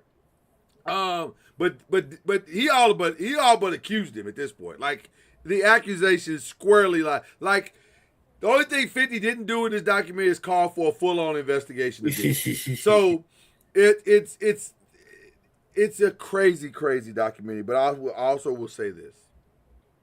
By the time you get to the end, you understand why Diddy didn't get convicted of the stuff that he should have been convicted of. Because this is a complicated thing, man. It's so complicated because Cassie is a complicated victim. That's the best way to say it. She's a complicated victim. Because on one hand, she is a full-on victim. On two hands, she is a victim. It's that third hand that makes it complicated because there's actual proof. And I think what I reconciled, Kendrick, is this. And this is hard to say. Because she was so young when she started this, Cassie thought she was in a real relationship that the guy she was dating eventually would stop doing the bad things in their relationship and be the guy that she always wanted. And I think we were a marriage and or baby away from never hearing about this ever. Probably. Which is wild to think about. But I don't think I'm wrong. And I think the documentary supports that. But also, he is an awful human being. He is an awful human being in every sense of the word. And by the way, justifiably so. If you look at the totality of his life, he came from very challenging beginnings. But, 50 could not have trolled this man any more effectively than this. I found a clip. What's the comedian? He's on the Daily Show, black kid, real thin with braids. What's the kid's name? I love his comedy. Josh Johnson. Yes, Josh Johnson. Love Josh Johnson. Shout out to him. He's one of my favorite up and coming comedians. Yes. He a clip of his stand-up saying, imagine hating somebody so much that you do a documentary. that you hate somebody so much that you call somebody and be like, yeah, we can be there and sit up for an interview around 3:00. Josh has a lot of Dave Chappelle in him. He's very brilliant. A lot of it. He has a lot of Chappelle brilliant. in him, but his delivery is him. I mean, it's so deadpan and it's so authentically him. I love him. You can. It's when he's one of those comedians where you can hear his style and not even see him, just hear him, and you know it's him. And you know it's him. And you know it's him. Out. He's so good. He's so good. I wish they would just go ahead and give him the Daily Show because I think he could carry it the same way Trevor Noah did. Maybe even better than Trevor in some aspects because his style takes a little getting used to. Yeah. But once you get used to it, it's brilliant. I really am looking forward to his blow up because it's coming. I am too. I am too. It's I think he's got next for sure. Listen, go watch it if you want to watch it. If you're triggered by it, I totally understand. I will say that you got me intrigued to consider watching it. It's good. From. It's very good, but it is a full-on troll situation. I don't want you to be deceived in any way, form, or fashion. See, that's my conundrum with 50 in general. Yeah, because 50 is creative. 50 does do good TV. He knows what good TV is, and also he is petty as hell. He's so petty. He's petty as hell. I mean, 50 is so petty that he might have beef with us if he finds out we was talking about him being petty on this show. And by the way, I'm a fan. I am a fan of 50. I watch all the Powers and the BMFs, and I watch all that. I love it. I quit after the first Power. I didn't watch it either. Which I completely understand. But also, I want to stay on 50's good side. I never want to get on that man's bad side because he is a relentless troll. Like, he trolls for life. The thing is, though, and I probably will get on his back. He can only troll that way because he can't troll on the mic no more. No. Well, yeah, that was Kendrick that said that. I didn't. Hey, I didn't say that 50. I'm saying you gotta do is check the record. I mean, he started that with Kanye. He did. He did. Started that with Game. I miss Kanye. Don't you miss Kanye? The old Kanye, yeah, I do. Now every time he talks, I'm like, why are we listening to this fool? Kanye, I was doing something with the girls. And one of his songs came on. I said, "Oh, I remember that." Yeah, it's like I remember that kid. He was a nice kid. He was a good kid. I didn't talk to you about this on Bleav in the ACC, so I'll bring it up now. What did you think about last night? Good loss to Louisville. Very good loss. I thought the exact same thing. It kind of felt like, I honestly felt like they were smelling themselves.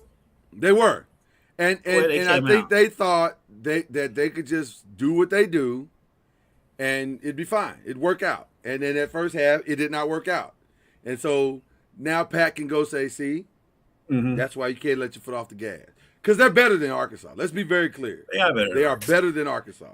But Arkansas is okay, but they're not Louisville. But shout out to Michael Brown, because my man Brazil having a half of his life. I've never seen somebody get dunked on so hard that they got hurt. You got dunked on so hard he sprained his ankle. What? And let me say this. That dunk came out of nowhere because it was just like he had just hit a three. It was funny because Mikal seemed so frustrated by that three that he was like, "You know what? You think you're better than me, don't you? You really think you're better than me, don't you?" And he just said, "I'm going to show you right now. I can do this anytime I want to." And I was like, Jesus, man, what is... I've never seen anybody sprain their ankle either. That was wild. The way his game changed from that point for the rest of the game, he still took a lot of bad threes, but he started getting to the hole more. Yeah. And it made me wonder. Remember when I told you when you unrightfully humble flex me about his dad sitting behind him? It was very a crime. A crime was committed when you agree to disagree. Flex me on that. Whatever. Agree to disagree. Whatever. But I think his dad had to be somewhere in that arena. Listen, because when he doesn't go to the basket, his dad gives it to him, and then and I guarantee you, if his dad was there, which I didn't look to see if he's behind because he would have been behind the bench. Right. That's when he started going to the hole. Yeah, and I guarantee you, his dad said something. I think it was the perfect loss for them at this time of the season, and I think you're going to see it show up Saturday in the Indiana game, because I don't think they're going to let their foot off the gas or play a less than effort against Indiana. I think Indiana's going to pay the cost. And Indiana's a good team. They had a bad loss. They had a bad loss in Minnesota last night. Yeah. Minnesota, what are you doing storming the floor against the number 22 team in the country? What are you doing? Yeah, stop. This has got to stop. You know what? Let's take a moment right now and give this PSA. Court storms, field storms are reserved for non-ranked to top 5 rankings only. Right. I'm going to go a step further. Go ahead. Court storming should just be only the realm and domain of mid-majors. Of mid-majors. Beating a top 5 team. Stop. I'll even give you top 10. I'll go all the way down to top 10 for a mid-major. 10 is stretching, though. 10 is stretching. Like Murray State beats the number 10 team in the country. I'm fine with them storming the court. If Moorhead beats the number 10 team in the country, you're storming the court. If Moorhead beats Ohio State and they're the number 10, yes. If Moorhead beats, I don't know, a conference opponent. Yeah, no, you can't. No. Well, not even that. Just a lower Vanderbilt. If Moorhead beats Vanderbilt and they're the number 10 team, no, you cannot storm the court. Because Vanderbilt probably wasn't supposed to be there anyway. But if Vanderbilt's number 10, it means they're probably undefeated or they had a long win streak. But you know, undefeated is relative. Because if you're playing like Tennessee State all season for the first 10 games in December, then yes, right. But I'll give you top 10. I'll give you down to 10. 10. I'm gonna say top 7. I'll meet you halfway at top 7. But it's got to stop though. We got to stop. This is stupid. This has gotten to a place where it's stupid. You can't be a P5 or P4, whatever it is. No. Team winning your conference opener. Which the Big Ten is weird with that conference openers last night. Then they don't play another conference game until January. It's weird. Yeah, but that's just dumb. Don't do that. That's just can't storm the court against a conference opponent. Absolutely not. Absolutely. It's only 22. I agree 100%. I will give you this caveat. What's that? If you're a bottom feeder in the conference and you've lost like a bunch of conference games in a row and you beat a top 10 team in your conference, then I'm like, okay. A court storm though? Like I was gonna say Northwestern, but Northwestern's actually has some decent teams in the Big Ten. But like a team like that never wins their conference. If they go on, so you're saying Syracuse? Hold on. No, I got it on. I'll give you another caveat. You can't be a team with tradition storming the court. So that's Syracuse, all I'm saying. That's all I'm saying. If you've been there before, this can't be. You can't do that. You got to knock that off. Stop. No. If you've never been there, I'll stall you out. Yeah. I'll stall you out on that.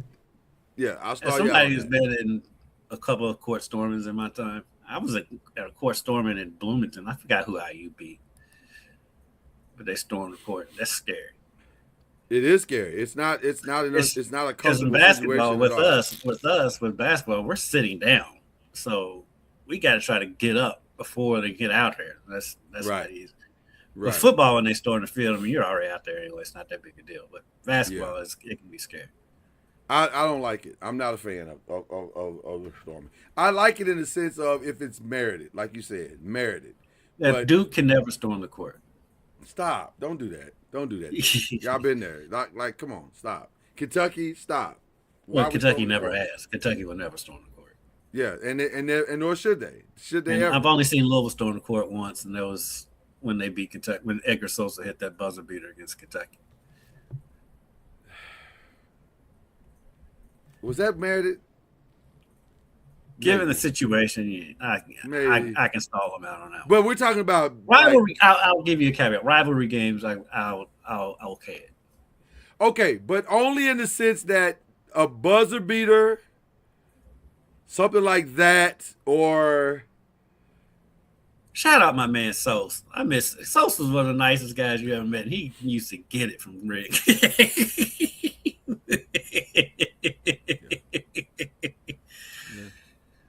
Wake Forest can storm the court whenever they want. Why would Wake Forest catching strays? They had Chris Paul and Tim Duncan. And that was the last time they were relevant. They can storm the court whenever they want to storm the court.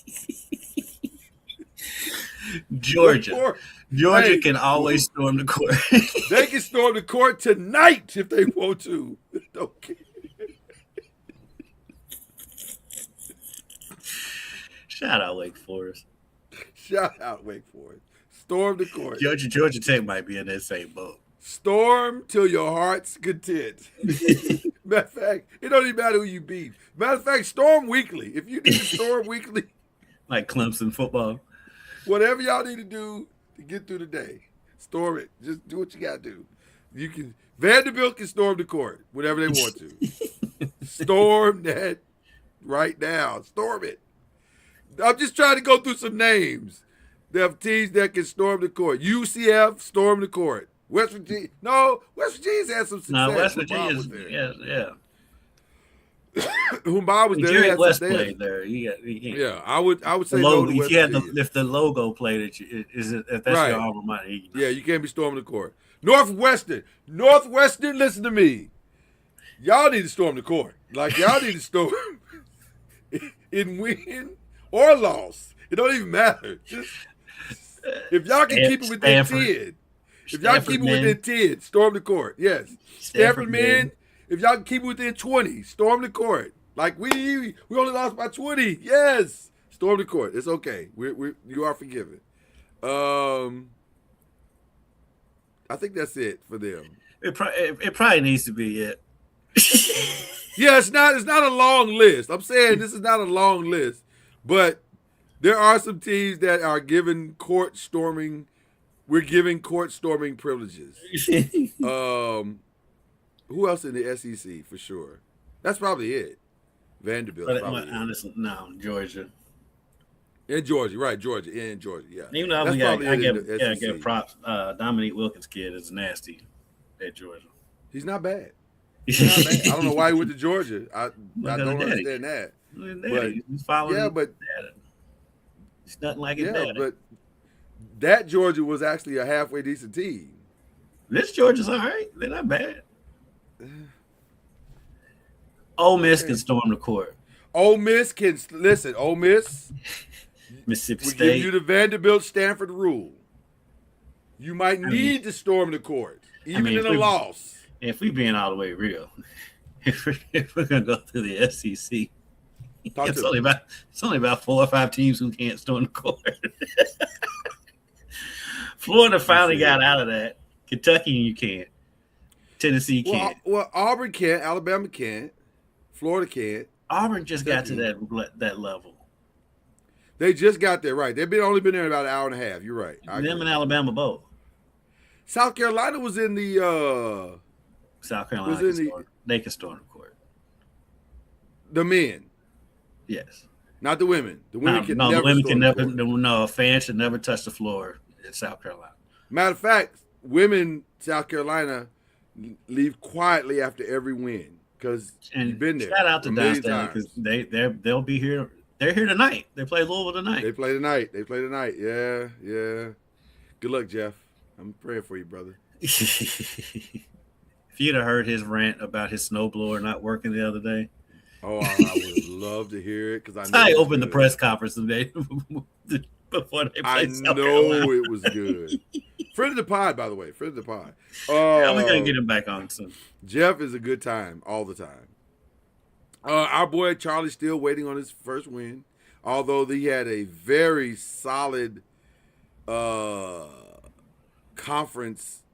opening conference game against Jacksonville, and it went to overtime. They lost 85-82. So they're knocking on the door. They're knocking on the door, and it's going to keep getting better. They just got to stay the course. These kids are going to figure it out. Yeah. And yeah, Charlie's doing a good job. So we're proud of Charlie. In case you guys were wondering, he's actually coaching his team now. So his time here may be not as frequent as it has been. Right. Okay, is that it? What else we got? Is there anything else we need to talk about? Let's just get to our shout outs. We've already been on for 2 hours. We have. These matchups are long, bro. Long. Oh, your Cowboys play tonight. Big game for my Cowboys tonight. I need to make a statement that you're not going to be prepared for at all. You're not. I'm just telling you right now, you're not prepared for what I'm about to say. I've conditioned myself to be ready for anything you have to say. I don't think you're ready for this one. I think the Cowboys are going to win the division. That doesn't surprise me that you said it. I think they're going to win the division. I don't see how. I think tonight will go a long way with that. If they can steal tonight, and it will be a steal because it's a desperate, desperate Lions team. But it's also a very injured Lions team. But it's also a very injured Lions team. If they can steal tonight, which, listen, I don't know what the Lions are going to do to stop, George Pickens, because nobody else seems to be able to figure it out. So I think the Cowboys are going to win the division. Reason why I may have said it 2 weeks ago that I think they're going to win the division, and it's after they beat Philly. Yeah. Because it's not necessarily what Dallas is doing. It's because I think Philly is a dumpster fire right now. Yep. I think they were winning in spite of their problems. I think that loss to Dallas may have submarined their season, because you can get by with all the noise if you're winning. Yeah. But as soon as you lose, Philly is the dumbest winning team I've ever seen. You are so right. I don't understand. And by the way, watched Hard Knocks. Did not make it any better. Yeah, it started. Yeah, the first episode. And by the way, Jameis is on fire already. Okay. You know what I'm doing as soon as we sign up. Yeah, oh yeah, he's on fire already. I took the day off, so I got all day. Wait till you see who he called. Lord. I love Jameis. Jameis is my spirit animal. Dude, we've got a Jameis Winston type in the media here in Louisville. Shout out to my boy Preston Harvey. Okay.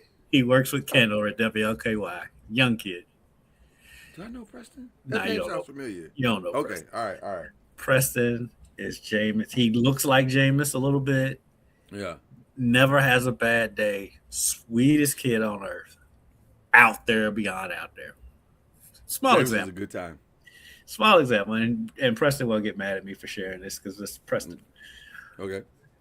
We're in the press room after the UK U of L game. We're in UK's press conference.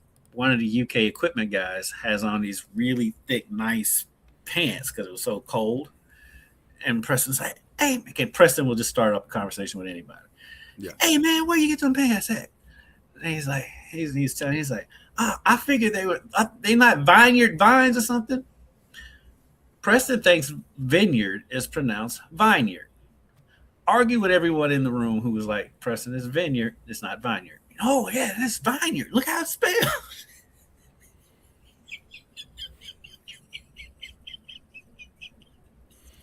But you gotta love him because he means that. In his heart, he means that. I hugged him like my child and said, Preston, please don't ever change.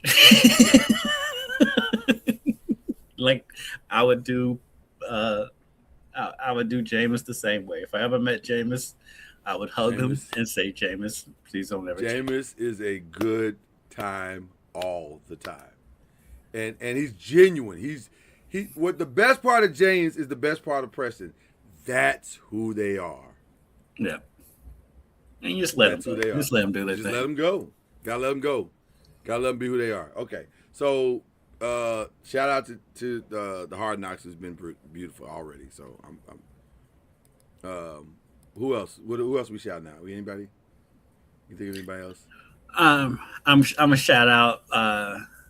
Even though he's getting a lot of publicity and he's probably a little young or early and young for him to be getting it, but to Pierre Rondo, Rajon Rondo's son, 8th grader. If you want to see his highlights, see his highlights, just go to my Twitter page. 29 points the other night. You think it's early? 29 points. This 8th grader had in a varsity game against the good Ballard team. Now, Ballard's best 2 players weren't playing. I will say that. Let's start there. Yeah. But this is an 8th grader playing varsity basketball, getting 29 points in the season opener. So, shout out to Pierre Rondo and shout out to Rajon. Because Rajon has been, he says he's retired. He's been a big part of the community. You see Rajon everywhere. I'm here for it. Yeah. I'm absolutely here for it. I like the kid a lot. By the way, Shaq's daughter is a problem. I would imagine. Yeah, his oldest baby is a problem. She might end up being the second best basketball player in her family. Okay. She's really good. She's really, really good. And she's got her daddy's height. She's about 6'4", 6'5". Mm-hmm. She's a problem. Got a nice touch around the glass. She's a problem. Yeah, she's a problem. So, all right, interesting stuff.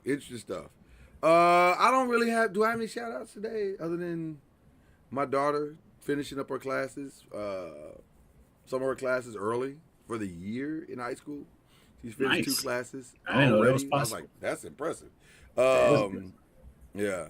So I wanted to give her a shout out, and that's probably it. Oh, shout out to my aunt for ordering that Popeye's Cajun turkey. That was awesome. I'd never had it. I never had it. I've always been interested. I've always been interested, and she did it. Now the thing was huge; it's like 22 pounds. Mm-hmm. But she needed every inch of that turkey because it was really good, and we all ate it. I bet. I mean, it looks good on the commercial. It looks good on the commercial, and it lived up to the hype. It was really good. I'll think about that for Christmas. Jacob, that's what I'm saying. I don't think that's an under. I don't think you shouting him out too soon. I think we're just ahead of the curve. Because I'd seen him play before, but it was against other little kids. Yeah, that's the first time I seen him play. He can ball. He can ball. He got his daddy's IQ. He actually played varsity last year. I forgot. He was a backup, but now he's starting. Yeah, he's got his daddy's IQ. He's gonna be a problem. He's gonna be a problem. By the time he gets to a senior year, waiting on that growth spurt to hit. Once that growth spurt hit, look out. I'm just saying. He's gonna be a problem. Okay. But yeah, that's all the shout out I got. And again, shout out to 50 Cent for keeping it petty. I mean, you know. I can't argue with a man's petty. I want to, but I can't. You're a big fan of the petty. I like the petty. You like the petty. I like the petty. I do. All right. We're out of here. We've given you 2 hours worth of quality content. Doggone it. What do you want, our souls? You know, I will give them that 10 minutes of us trying to figure out the internets was probably not the best. I love this. I love it. I've been playing with it the entire time. I love it. This is long overdue. Google or Microsoft or whoever put this together. Long overdue. All right. Which ending do we give them? Do we give them press and pros or do we give them? I say press and pros. We give them press and pros. Y'all, we got it. Scoop and y'all, we got it. Scoop and y'all, we got it. Scoop and y'all, we got it.